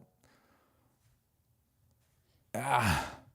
Now, having said that, it's not like the spoils of winning women's powerlifting shall be revoked. Look, people like attention. I'm sure Yeah. it's like nice to be like, yo, I excel at this thing. Yep. I am now the gender I feel like I was, and I'm doing something. Also Yes, I'm also on it. Like, good confusing. for you. I'm happy for the lady, and I'm unhappy for the Tongan lady, and I feel like I just wish there was something we can agree on. It's too complicated. Does it matter if you? Does it matter? I don't know if you know this, but that if you went through puberty or not. He went through male puberty. No, I understand he did. I'm saying, sorry, she went through male puberty. Yeah, she did. I'm just saying, if let's say someone did a transition, like hormonal transition or whatever, before puberty, do they not develop certain things? That, or is the strength the first there? one you take is like a puberty blocker, and then you take female hormones if you want to transition from man to woman. You take female hormones, you grow breasts, you all the female stuff, and that's what the British one was about. It's like, kids, at what age should they be allowed to do it? And then they change their mind, and you're just like, fuck. Okay, I question. don't know. You might not know. Is it trans like, hey, Neal looks exactly like Neal, doesn't do any transition, but like I identify as a woman right now. Is that like what we're talking about, or do you have to have? No, you have to. There's a thing about there's testosterone guidelines. levels. IOC's decision has come under fire after scientific papers were published, which said that people who have undergone male puberty retain significant advantages, including in power and strength, even after taking medication to suppress their testosterone levels. Interesting. Honestly, to me, this ends up being They like, provide their total testosterone level is kept below 10 nanomoles per liter for at least 12 months. okay, great. Good luck keeping it under the 10 nanomoles. Am I right, fellas? Am I crazy with it? I mean, I'm riding. Guy, he came in here. He had to be pushing easy 50 nanomoles of testosterone. It feels like a scientific decision or a medical science, and It not is. us. No, but like, it's also turns into a. But it's moral. It becomes yes. And we we don't have enough know. nanomolds. I don't know. to I don't got the figure this out. nanomoles, bro. You ain't got the- So let's do some emails. Well, now that people. Wait, well, I want to talk about my one thing. My Victoria's Secret. Oh yeah, let's talk about that. So Victoria's Secret's now doing away with angels, and they're just gonna highlight women who Have bodies. no, like sports players, like people who've done things, like almost like a humanitarian award type of thing. Oh well, they picked Priyanka Chopra, so And the she's other still pretty person. good. What I'm saying is, like, she looks like a model. They're gonna sprinkle in. Regular ladies. They're gonna get the ladies from Dove to come back. When Where they're are they like, now? Yeah. I'm wondering if it's a little, if you've spent the better half of like a century saying like, this is Victoria's Secret. Yeah. And this is all sex. Well, it's more body image than sex. I mean, it seems like they're going like they want to. I think they're still going to be sexy, right? Or is it just like granny that panties? lady is not gonna wear a fucking thong and prance down the.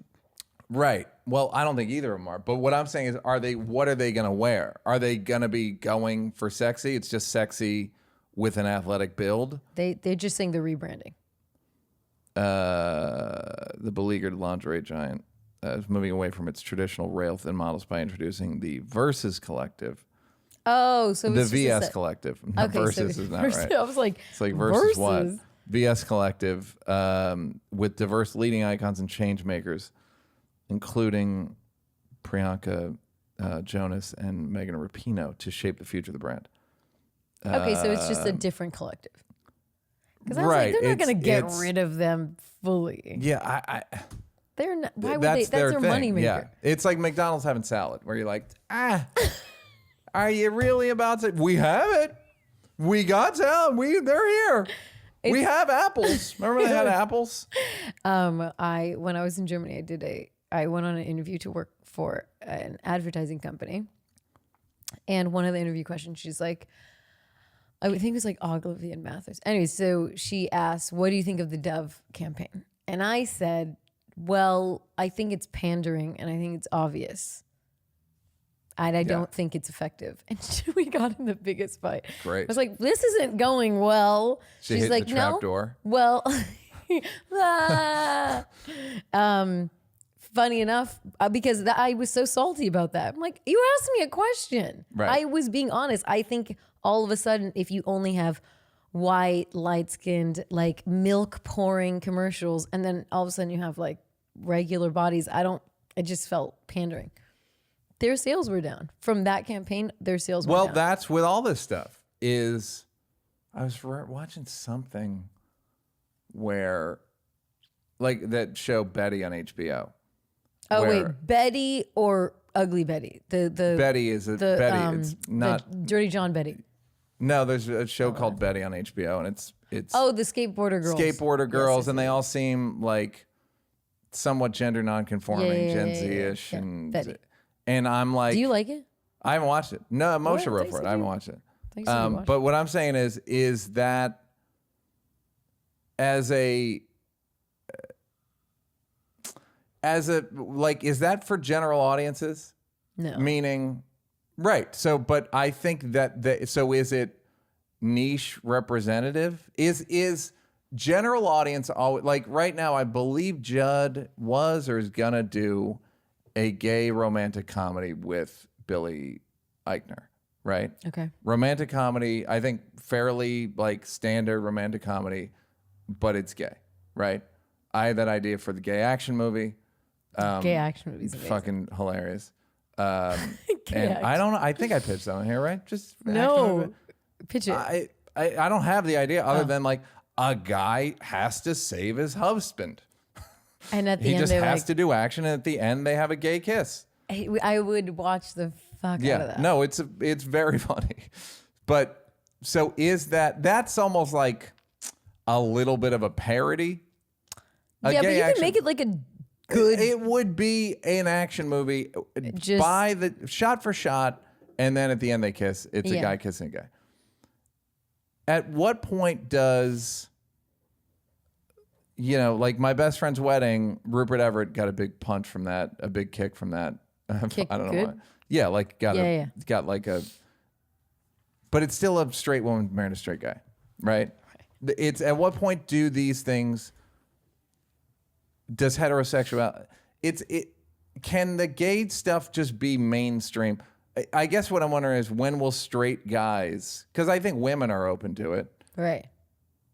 generally Open to most speaking. things. Yeah, open. But to then I kinda wonder when and then I wonder are 20-year-old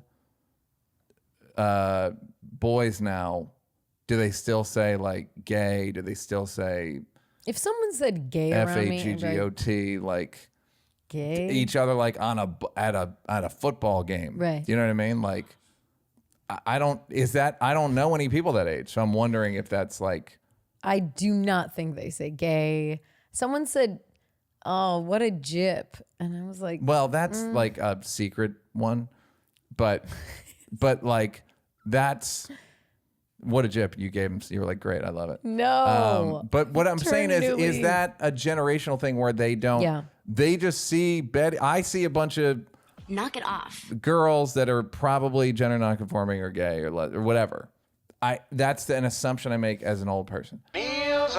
Do young people see a show of just like a bunch of girls? Right. I don't know. Like, does a 20-year-old boy see that and go, "Oh, cool, a new show"? Right. They don't see race or any of that. I don't know. And I'm wondering if anyone knows. I bet there is something that we can't prove, but I think there's something as you grow old, something in your brain that's very open when you're young. It just like shrinks or just doesn't get as much. I don't know. Neurons. I'm not. You're not as you get exposed to a lot of shit though. A lot Right. of people across all races and cultures get very like, what is Well, that? yeah, it's You like know? get off my lawn syndrome. Right, or just like what I would never watch this type of What if it's a good show? Like Euphoria. Like I saw Sam Jay's show for like I saw the first episode and then it came up and it's Sam talking to two stud lesbians they're just having a conversation in the living room and the two lesbians are topless. Oh wow, really? In the interview? Yeah. And I'm like, is this like do 20-year-olds watch this and just like, this is normal? Because as an old person, I'm like, wow, this is fucking crazy. Yeah. But I'm also not that put off by it. But I wonder what a young person. I wasn't even put off by it. I was like, this is rare. I've never seen this on TV. Right. It would have been a real sex segment 20 years ago. Yeah, and it now would have it's been real just sex, a like fucking 95. regular TV show. So I'm wondering if that is mainstream now or if Sam is still outside of the mainstream. Yeah, I don't Or know. that type of maybe, programming. Maybe like the Angels are. I feel like the Victoria's Secret and that whole thing. I feel like now it feels dated. Yeah, but Like I don't know if I need now like change makers in underwear. Like yeah. I don't know. The But there's whole thing also seems a corny. lot of ass videos on Instagram. I mean, there's like a That's lot. the problem. And then BBLs are like the number one procedure everybody gets. Yeah. So is that like? But Everyone's vegan in LA, but also we have the artisan pizza shit. Like it's just there's always like, and then like these like burger spots that have a line down and the hot chicken. But we're vegan, but we recycle. But like so I don't know. I think everyone's kind of less aware of they're full of shitness. I get it if it's like a corporation going like like you're not going to get those Carl's Jr. dripping barbecue sauce commercials. No way. Like that's and Victoria's Secret is in that area. And it feels dated like that. It feels like Fredericksy. Yes. Fredericks of it feels like Hollywood. Playboy Yeah. centerfold. Or like what was that? Wild on E.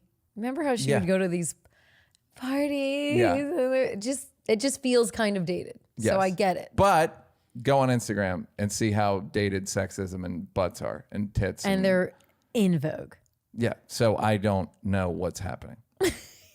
As usual. I'm pretty perceptive and have no fucking idea what's happening. Anyhow, Figure it out. well. Figure it out. Check that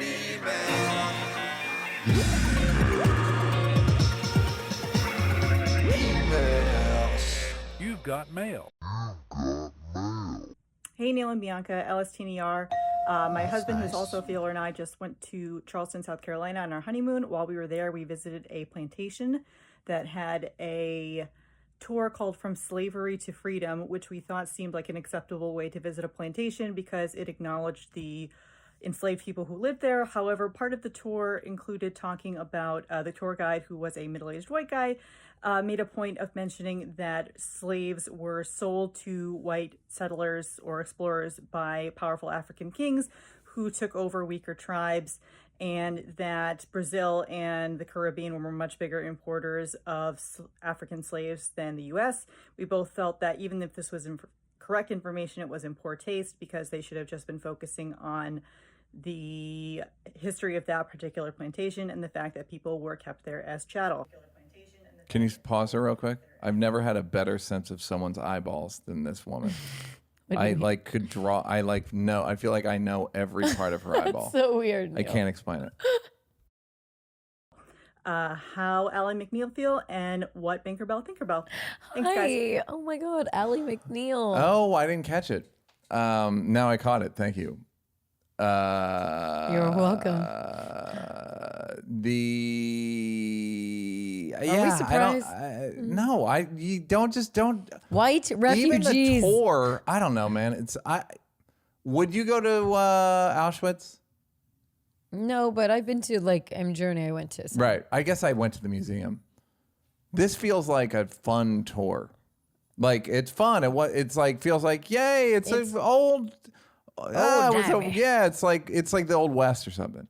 Yeah, it's literally sit around while Massa is hiding in the woods and the white refugees. Which I went to, by the way, and it was as good as advertised. Sold out. Yeah. I think, yeah, that's not good. And also, I also think they get if you work on a plantation, you're getting a lot of. They probably just want to make it not as bad. Like, actually, there were kings that sold. There were worse slave owners, FYI, and we didn't even want the slaves. We were sailing past Africa, and the tribal kings got our attention from the shore and say, "Look, I just captured these slaves. I'm trying to get rid of them." You guys have giant yards that need work. Right. Do you need help? Because I got extras. We have extra blacks here. So if you would, we don't even want them. If you could take them off our hands, it would make a huge difference to us. So and just tell people in the future that we forced you to do it. We're the evil ones. You guys are doing us a favor. I feel like you worked for a plantation. I would like to. That's where his show is, you guys. Yes. So yeah, it's not. I mean, thanks for turning yourself in, but I don't. Don't do that. Don't go to a slave. Also, I believe plantations are haunted, and it's not. I just think I don't know. We should, like, when people get married at plantations, like, you really want a bunch of. All right, you want slave ghosts. Did I ever tell you? There's a story. Okay. This lady, they were doing some construction in the yard, and she digs up bones, and they look and they try to figure it out. And based on the area it's like unmarked grave, slave bones. So this is a white lady. She reburies them. Now house haunted, poltergeist up the wazoo. She can't get rid of them. The poltergeist, and then everyone in her family starts dying in the house. She comes down with cancer, and everyone in the neighborhood starts coming down with cancer. And then they were like, "Do we have slave bones in ours?" People started digging up their slave bones. Slaves' revenge, and they just started killing like this. The ghosts start Tales killing. from the Hood. It's literally Tales from the Hood. You're telling me tales. These people had a wonderful Tales from the Hood. It was a story that got cut, but just go ahead. Yeah, slave bones. Be careful. Be careful with them, guys. Give them away as presents. Just say they're dinosaurs or something. Okay. And then if they get haunted, be like, I don't know, I gave you dinosaur bones. Okay. If it's a dinosaur haunting you, then don't fucking look at me. Goodbye. You've got mail. What's up, Neal and Bianca? It's Eva Shaw, the music producer that does all those beats for you guys. So Mickey Rethink and all that stuff. That was her voice. Thanks for playing everything. I wanted to make a comment about you guys talking about Neal becoming a woman for a short amount of time to try to understand why we get upset when we get attention and sort of like unintentionally asking for attention. I think Bianca's main point is that even if we don't try to ask for attention with our outfits, we still get it. So of course, if you're going to go and dress sexy and go to a club, that's one side of it. But the other side is the everyday kind of shit that we have to deal with. I mean, I don't really like wearing bras. And I have nice boobs. So if it's cold and I'm in Whole Foods and I'm just trying to buy some Brussels sprouts, I don't really want a weird creepo like staring at my tits. I don't think that it should be our responsibility to try to figure out how we can cover ourselves up so that men don't make us uncomfortable. Men, you have to take a little bit more responsibility and just kind of know when's the right time and place and kind of how to act. You can also just appreciate a woman's beauty without making some creepy comment. So yeah, that's all I wanted to say. And I love you guys. I listen all the time, so please don't take a break. We won't. Peace. Eva Shaw, as good as Ladies and gentlemen. advertised. Ladies, also, God, what a lovely voice. I liked her. I like her attitude. She has a bad attitude, and I like it. She's just trying to get some Brussels sprouts. Yeah, just also, like- she sounds healthy. Brussels sprouts, You know, perky, like she eats perky well. boobs. She I has like nice it. boobs. Yeah, I don't. You're not gonna probably get men to know when to be creepy or not. It's just too big an ask. It's the factory settings of man are not to be considerate to women. But this is the West really does allow men to be creepy, and the onus is on women. Whereas I feel like, and I'm not gonna go defend the Middle East and their treatment of women, but I know when I've been there, men aren't allowed to just like wear whatever they want, and women have to be in cloaks. You know, like guys can't wear shorts. Right. In Iran. Fine with me. Great. No flip-flops. Yeah, no flip-flops, no shorts. Just joking. Yep. But like guys can't really wear, they can't show that much skin either. Right. So in my head, and you can't go harass a woman because you can They're going also to take go. this video down in Iran because of how much skin I'm showing right now. Not good. Yes. So I wonder, I think culturally, I feel like it's always on women to, because of course, and what she's saying is like, there's examples of when you just want to like look good, feel good. I'm wearing a cute outfit. Then there's examples of I'm just trying to get, like, I just need to get to CVS. She's at Whole Foods. What's she wearing in your mind? She's wearing a jacket with a t-shirt. It might be a light colored t-shirt. We see a little nip here and there as she's moving, as she's looking at Brussels sprouts. Rock hard. Go ahead. She is not giving off a inviting energy. I don't think. Oh, well, yeah. Well, that's the thing that guys could She's not like discern. Brussels Yeah. sprouts. It's the thing you got to remember is people complain about men and women, and it's a lot of times they're all hand in hand, meaning guys don't like that women get hormonal sometimes. They're like fucking we acting like a bitch and all that stuff during her period, and then yet they love her fat ass. Now the reason she has fat ass is because she's got wide hips, and the reason she's got wide hips is because she's got ovaries, and the reason she's got ovaries is because she has to have a period to make a baby at some point, et cetera, et cetera. So it's all connected. Allie McNeil. Allie McNeil's really coming with some. So, and then women don't like that guys are so irrationally confident and aggressive. And then every once in a while, you like it when we're aggressive. And the reason we're aggressive is because we can, or you want us to protect you. You want us to, and it's like, it's all the same thing. It's all like, when I hear a noise in the middle of the night, I have to go, yeah, fucking, I'll take them. I don't even know what the fuck I'm talking about. But and that's the same thing that makes guys go, I'll go investigate the noise if it's an animal. White guys. What do black guys do? I feel like in movies they make black people like, what's that noise? And then they get killed. But I'm like, black people The are old not. joke is that white people are like, it's Eddie Murphy going like, get out of the house. Like, so it's the same thing like that made us kill animals. But it makes us go like, oh shit, it's just the same. For sure, there's primal physiological things going on. But you live near Erewhon Whole Foods. Someone's going to do a reverse vector search and get nanomoles and figure out where I live. I'm as good as dead. I'm sorry. I just mean, we are, yes, but we live in a really, me and you live in a nice, live in a nice place Bianca, in a nice part of the world. My body doesn't know what year it is.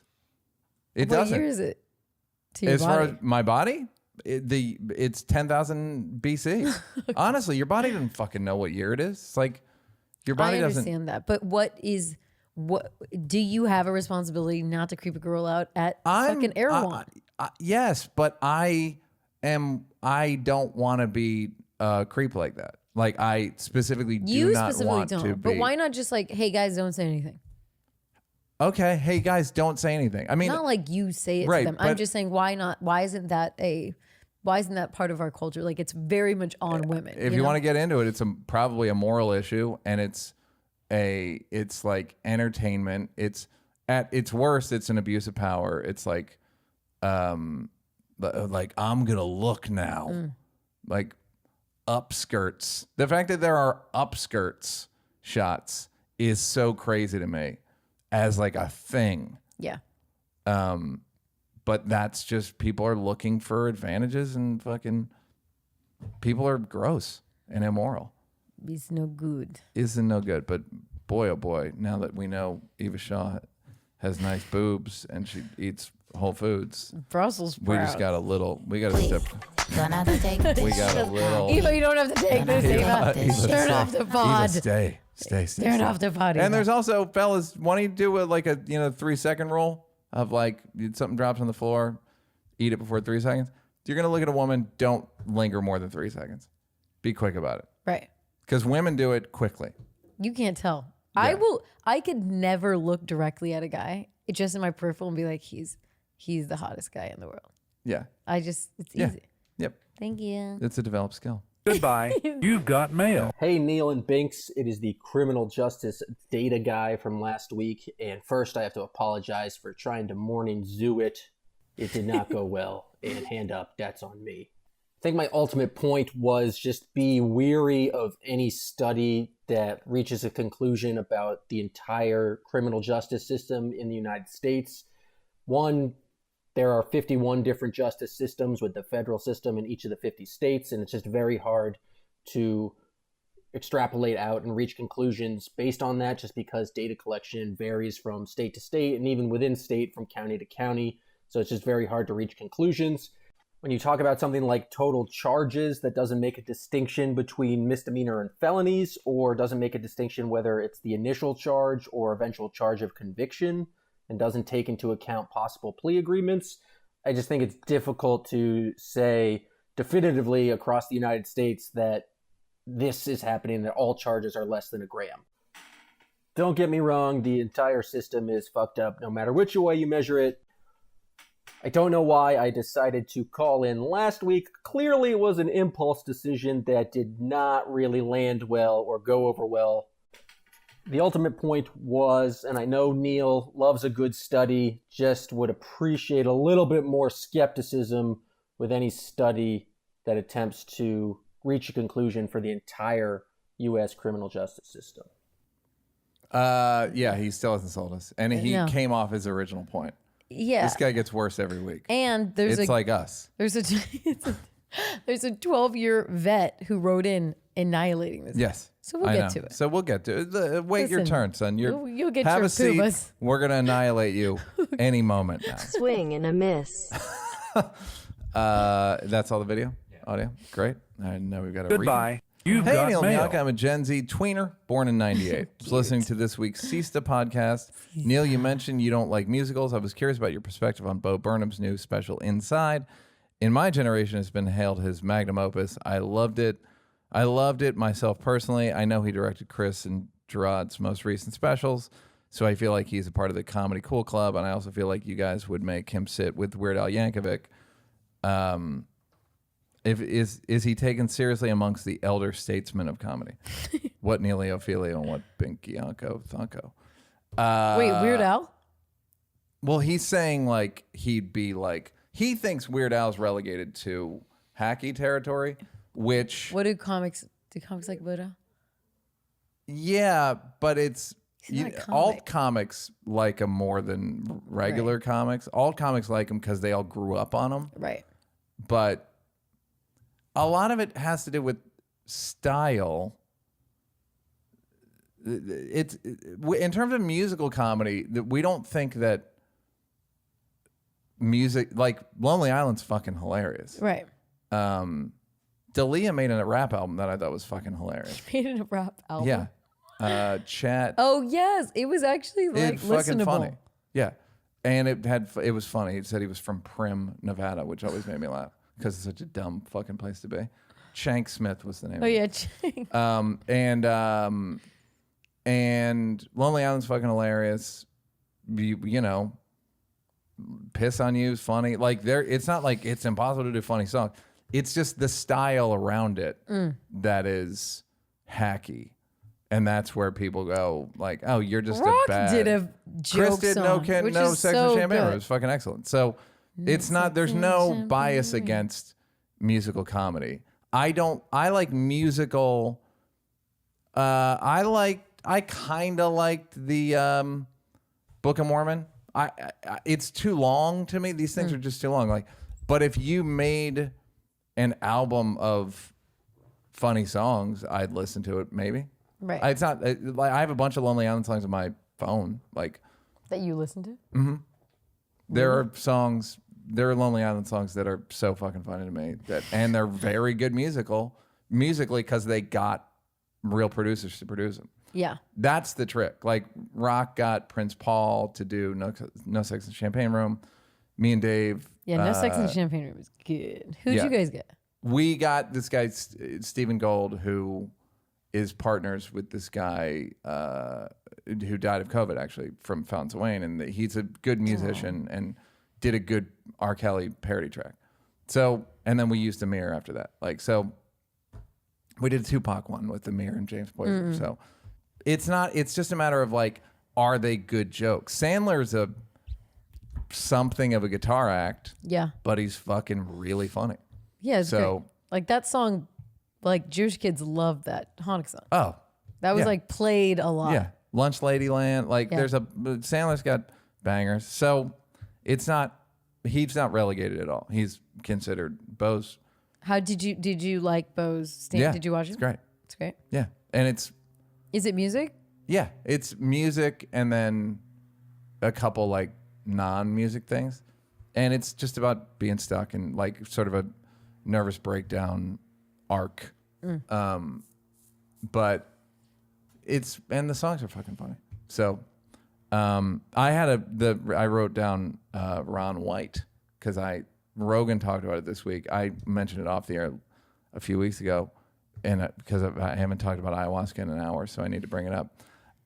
Legally, I'm about to lose. I'm going to lose. We're going to lose our broadcasting license if I don't bring it up. As I've heard, Rogan mentioned it. Apparently, Ron White, who's known as a soggy drunk, has a tequila company. A few months ago, did ayahuasca, and Ron White quit drinking. I repeat, Ron White quit drinking. It's insane. I almost don't believe it. I know. Yeah, he quit drinking. That's an old one. Rogan talked about it, so you're not gonna be able to find it. But I'd heard about it from Theo, and then Joe brought. It's fucking insane. Yeah. So plant medicine. Plant medicine. Hey, Neal, Binky, and Will. Attaboy, Long Will. time, second time. Recently, I was reflecting on what the first podcast I ever listened to was, and remembered it was the Champs back in 2011. While Champs obviously had some major stars on it, it's no surprise, but still so amazing to see some of the guests you and Moshe introduced to us that were relatively early in their fame turned out to be some of the biggest stars and household names today. Michael Che, Tiffany Haddish, Trevor Noah, to name a few. For those who want to go back and listen, Gerard was the first guest. My question is, who are some comedians, writers you and Banks think are incredibly talented and predict will be a big star in the next 5 to 10 years? I read this before the show and I was like, I'm not. You know what's interesting is people don't. It's like an old man complaint. People don't have to develop as long anymore. In that you're just like good. Oh, you know who's good? And I always forget his name. Brian Simpson. Brian Simpson's really good. Very good. Who's really good? He's black dude, sort of thick and he's like thick. squat. It's like a squat, thick Brian's black dude. Really, that's not him. It's like he's I think he like worked the pretty door at the small. store, right? Yeah, he worked for a second. Yeah. I feel like Jack Knight has Oh like, yeah, Jack Knight. he for sure. he is I mean, Jack's like he has like I'm already famous energy. yeah. He's had famous energy since he was a kid, but he's just got like pogo-y, cute energy. Yeah. He's got the work, and he's attractive. He's great looking and he's tall. He's got like palpable ADD. Like but that. he has fun, palpable ADD. Yes, my worry for Jack is that he never figures out how to do an hour that is like organized and a through line and remembers what jokes to do. I feel like just he could get what? there. Like what? Da, da, da, da, and then he's just off into some other shit. Isn't that kind of what you try to develop as a comic? Isn't that something? It's not like comics can just off the bat have an hour. No, organized. but you have jokes that you've written that are like structured. So you needed like actually work on that. I haven't watched enough of Jack to. I know whenever I watch him, I feel like it's part of his gift is like he's never done the joke before and he may forget it. That's what when I watch Jack, so I go, good. You're like, he remember may this not one. remember that joke. I don't, that could just be his appeal and it could be a choice, but that's when I watch Jack, I'm like, it's like an and one mixtape guy where it's like fucking sticking the ball in you and it's like, dog, can you play in an organized offense? I'm sure he can. He's been writing for a lot of shows. Yeah, he's very good. So it's funny being friends with comedians. The funniest thing is when they say something funny. I don't know why it's this weird power you have over me. You just go like, write that down, and they do it. Yeah, you just be like, okay, you know what? You know what? I'm gonna write this. I'm gonna write this down. I don't know if I can write, but I'll try. You know who's Ron Taylor's very funny. I don't know what he's up to. Ron is funny. Yeah, Ron has energy that you can't work on. You can't purchase. You can't. Ron is a genuine weirdo fuck up. He opened for me twice during COVID, and he was almost missed his spot twice. Oh my god. Okay, yeah, no. Ron is but he has a special thing that he's like a peculiar old man in a 30-year-old's body. He's like you cannot. He's very fun. He's funnier than I'm like, Ron, be Ron more Taylor, organized. Brian Simpson. Those are the two. I mean, my one of my closest friends is Punky. Yeah, but she's I love that. She's already doing it, but for a very long time, she just was like, I'm gonna serve. I'm gonna be a bartender. I'm gonna put in my time, and now she's on SNL. Yep. Yeah. So, stars are just like us. It can. She dreamed a dream. I love it. We're only promoting the blacks today. I mean, happy Juneteenth, everybody. Happy Juneteenth. Juneteenth, Ron happy Taylor. June 21st. And Fahim's very funny. Oh, Fahim, but I feel like I don't know. Fahim, People, they know him more than I have. Fahim is so funny. Yeah. Fahim, and what's his alternative? Lance Kanstopoulos.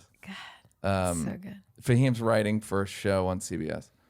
He wrote during COVID, and now he's going to go back. And I'm like, all right, don't fall into the money trap. I know. That's how they get you. Because those running jobs are good money. And then you go, do I even want to perform? And then next thing you know, you're wearing a plaid shirt and khakis, and you've got a script, and you're getting coffee. You're at Soup Plantation. You're at Starbucks, and you're working on a project. I mean, he's just got a good. Fahim's just fun, and Fahim used to open for me, and I would say Fahim's great because he's got great jokes and no confidence.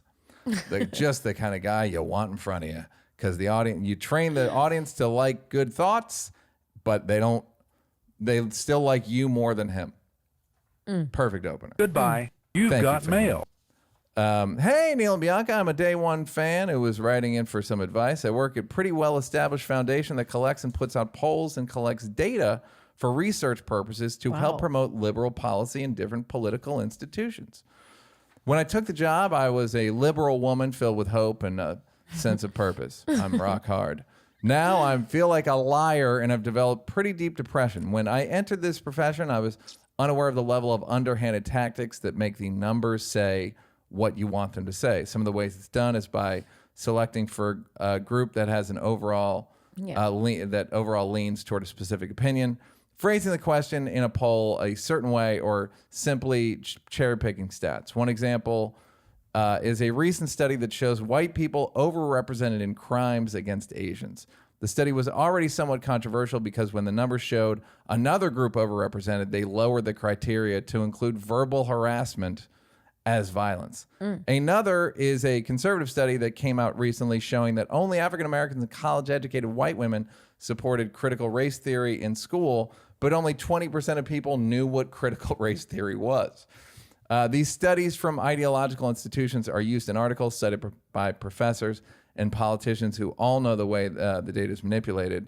I'm told the other side does it, so we need to combat them, but I feel like this is the real reason Donald Trump was successful in demonizing the media and it also makes me feel like a propagandist more than a data analyst. Any advice would be extremely helpful.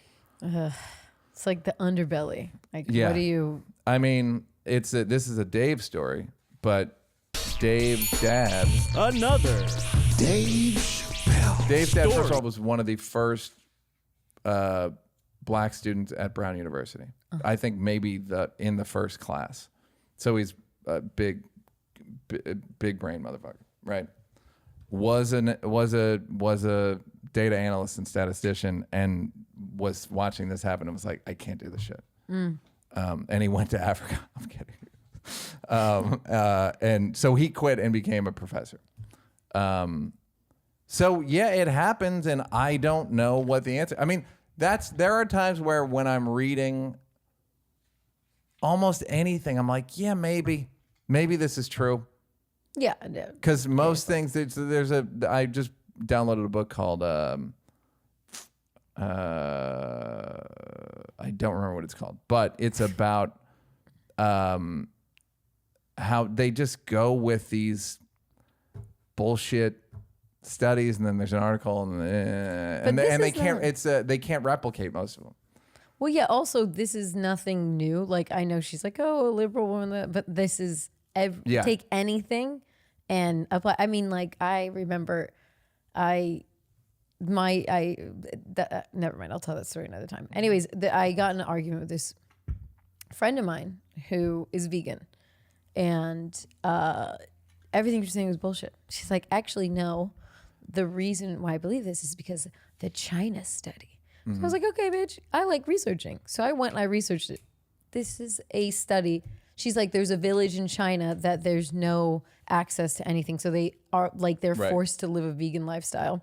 There's no, rate of cancer. There's no rate of this. There's no rate of that. It's all so low, and it's a proof. Then some guy took it and was like, yo, there's this study that happened. That is not it. That's actually not it. What happened was there was a study over 30 years, and they found cancer in every village. They just there's so much data. This China study's massive. It's massive. There's like so I don't much, know what she cherry picked, but yeah. It was like a document or something bullshit, right? So then this guy came. No, there's a guy that came in like the 90s or whatever. And apparently he's a failed musician. They're all failed actors and musicians. He's like, he wanted to be this kind of profound dude in statistics and couldn't get there. So he took this study. He's a statistical has-been. You're nothing but a statistical statistic. Go ahead.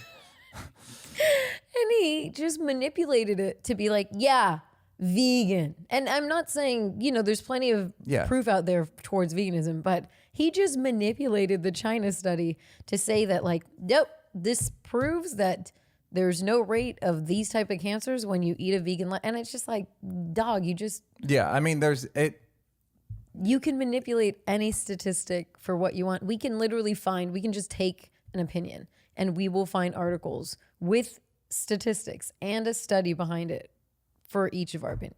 All right, I think that's what the podcast is. I'm not mistaken. Yeah, I'm surprised she didn't know that going in. Who? This lady. That's what I'm saying. It's not like a new. Yeah, it kind of seems like that's what it is. Goodbye. Right. You've got mail. All right, this is the long letter. Okay, go hit it. I'm a 13-year-old veteran police officer with a college education and supervisor experience. I've also trained officers in the academy and on the street, and I'm a damn good cop. I'm a damn good cop. You tell the mayor I'm a damn good cop. I'm writing to tell you that in my experience, police are not racist. In the state I live in, the police are very diverse and are trained at the academy to put away any differences and work together. Different races are made to bunk together, sit in the classroom, mix together, and so on.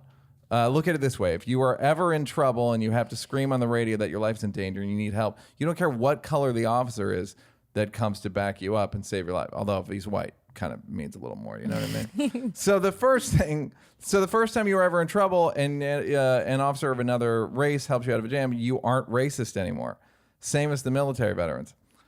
Right there, I'm like, I don't know, man. I don't think that I don't think that racists are racist because a black person never did anything nice for them. Right. Anyway, although of course there are going to be some bad police officers and racist officers because police officers are human beings. But if you have to look at it this way, the police force in any area is a sample group of that area. Yes and no, because a lot of times they live in fucking Simi Valley. Simi Valley. And If you're taking police recruits from a pool of people such as a large city, it will have proportionally the same amount of diversity and bad people / police as that place. Go to a bad place, they have bad officers. I know, dude, but they can't. That can't be. You have to weed. You have to get, ideally, you would weed them out. the Compton, go to Compton. Right. They have bad officers that have been protected for at least 50 years. So what? Right. It's also like they have to be better than the general population. Right. Percentage-wise, the officers will commit crimes at the same percentage rate as the community in which they are pulled from. Memphis has high crime. Their police recruits are hired from that area. A large portion of those police recruits will commit a crime, break policy, and be terrible officers. I almost want to stop reading this. Police are just people, and 6 months of training can't fix or weed out everyone needed. I could fix the issue, but I need to write a book, pay a wage worth risking your life, an infinite budget for training, and so on. Okay. The problem in this country is that the entire criminal justice system is broken. It's not racist, but rather a classist system. You could argue that racism has led to this system, but for a moment, let's say that the system is now not racist, but classist. When I was a rookie officer, I brought up the issue of racism in courtrooms, how black offenders seem to be disproportionately prosecuted and convicted. My chief told me that one day I would learn that the only color that mattered in the courtroom was green for money. Do you have money to afford expensive attorneys, expert witnesses? Agreed? Yeah. That's racially... this is too long. There's just read the last paragraph is the one. This is your favorite part. Lastly, Bianca is completely correct about most drug arrests. I should have just skipped to this. I know. I was like, what? Lastly, Bianca is completely correct about most drug arrests being small amounts of drugs and minor misdemeanors. Every police agency in the United States that is nationally accredited submits a yearly, quarterly crime statistics analysis to the FBI. It contains the crime, felony or misdemeanor, drug offense, and race of the person charged. Exactly. Where does that guy that called in think the ACLU and other places get their stats from? Bianca is again correct. Most people aren't walking around with kilos. Most street cops are encountering small drug offenses for personal use. Prohibition does not work. Drug addiction should be a family, church, addiction problem and not a police problem. Sing the Plant Medicine song. Then he wrote Plant Medicine, assuming that we'd play the song. Will, of course, will not do that. I'd like to remain anonymous. I don't think Will's paying attention. Doesn't know I'm... He was doing praying like halfway through the I'd like to remain anonymous, but anonymous... That's how Trump pronounces it. And I started saying it as a joke with Devin, the writer for The Daily Show, and now I say anonymous. But if Bianca would like to discuss any of this over drinks, she can email me. Oh, I can email you. I don't like. It's a tough one. That's a tough one. You need a burner, girl. No. Yeah. Again, it's the last paragraph. Okay, now he said I was correct twice, so I Will's like it. doing this via satellite, so it's a little delayed. But that's what I know of. Everyone reports their stats. Like I still don't know what the first guy's talking about. He's like, how would know? I'm like, it's like, what do you mean? It's plea deals. They're pleading to a certain amount. They're not going to plead to, they might plead a less, but not that much less. In the justice system, actually, the paperwork is actually correct. Like the charges, they keep track of all that shit. I mean, we got to give it the I'm talking about in the justice system of all the shit that's going on. Because he's right. A lot of people use the same statistics. Yeah. So I'm like, anonymous. We've just anonymous. Anonymous. Good for you, buddy. And I hope that you and Bianca have one hell of a date. And I hope that the Memphis police, there's a lot of nonsense in that letter, but it's some good stuff. Let's do the last one because it's shorter. The very last one? Goodbye. You've got mail. Hey, Neal and Bianca. I was listening. I love listening to you guys each week. Neal, I like your I don't care about most shit attitude. Bianca, I love your confidence, intelligence, and your multilingual talents. Hello. I was, however, a bit disappointed to hear the comment on the last show where you both said Dominicans are black. I would go so far as to saying that the majority of Dominicans have some Afro-Latino features, but I do not like this generalization. Oh, wow. As a proud Dominican, I've been asked if I'm Greek, Italian, Brazilian, and or several other types of Latin American, or even which parent is Dominican. I don't like these questions, and I think it all stems from the generalization that Dominicans all look the same, which of course isn't the case. I think it would have been more accurate to say most Dominicans. As I said, I love the pod and had a great feeling each time you guys have mentioned Dominicans, but also just wanted to throw that out there since I love being Dominican and feel like this recent comment actively excludes me / my family. I would go on, but I don't want to get the crazy bitch sending long emails. Dude, the last sentence is so funny. And had a great feeling each time you guys would mention Dominicans. I would argue. Dominican. Well, first of all, this lady's playing the game of it's not all. Yes, but in comedy, lady, if it's most, it's all. Right. We gotta also. That's the rule. Over 70%. If I say women X and it's not over 70%, it's not going to get a laugh. Right. It just will not work. But also, like this, now we love you for listening, but this does prove a point of, our point was that Dominicans do not want to be called black. Mm-hmm. Yet this was the first place where black people were imported as slaves. Yes. Christopher Columbus, Hispaniola. I'm like, but you're not black. No. So I'm also black. I'm a Southern black woman. I'm Afro-Latin, sure, but I'm still a black woman, right? So you could be like Naomi Campbell's, like Chinese Jamaican. She's I don't know that. Yeah. Like her grandmother's actually Chinese. There's a lot of like Chinese in Jamaica, but she's still a black woman. Like you're black.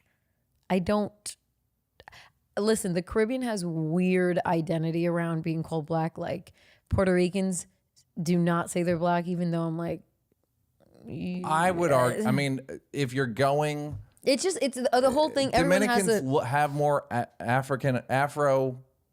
African features than Puerto Ricans. Right. In my experience. No, I'm just saying let's just go back in time. Like everyone's it's black. Pretty easy to trace. It's not like what? Yeah. Mesozoic. Yeah. So I don't know. I feel like this person just doesn't have Afro-Latin features. And they're saying she does. Just not that many. How many Which parent is Dominican? Nanomorals do you have? I don't. Dominicans are the blackest looking Latin people, in my experience. Yeah, and Neal's lived in Nueva York. I'm about to be in New York. He's about to go. And the joke I used to do with Dub Davidoff is, in New York, everyone's a little Puerto Rican. It's true. Yeah, everyone's a little Puerto Rican. Just the weather makes everyone a little Puerto Rican. Even the whitest Upper West Side, like Lorne Michaels, is a little Puerto Rican. Lorne Michaels is not Puerto Rican. He's a little Puerto Rican. But everyone's carrying around a boombox a little bit, even if they're not. And I'm not talking Blaupunkt speakers with the Bluetooth attachment. I'm talking about 1980s. What we used to call a ghetto blaster. I was gonna say he's gonna get. Are you when the winter's coming? When the winter comes, are you just gonna be there? For I the might summer? be, which we're not happy about. Then you're not gonna be Puerto Rican. I know. Then I'm the whitest of white, runny nose and fucking. But you guys know I got bad circulation. We're done with this shit, right? We're good. We don't have to take this shit. From what I understand. Eva, thank you for messaging us. It was a thrill. And Eva, we'll see you at Whole Foods in the Brussels sprout aisle. Loud and clear. I'll be sticking my head out of the Brussels sprout. Goodbye.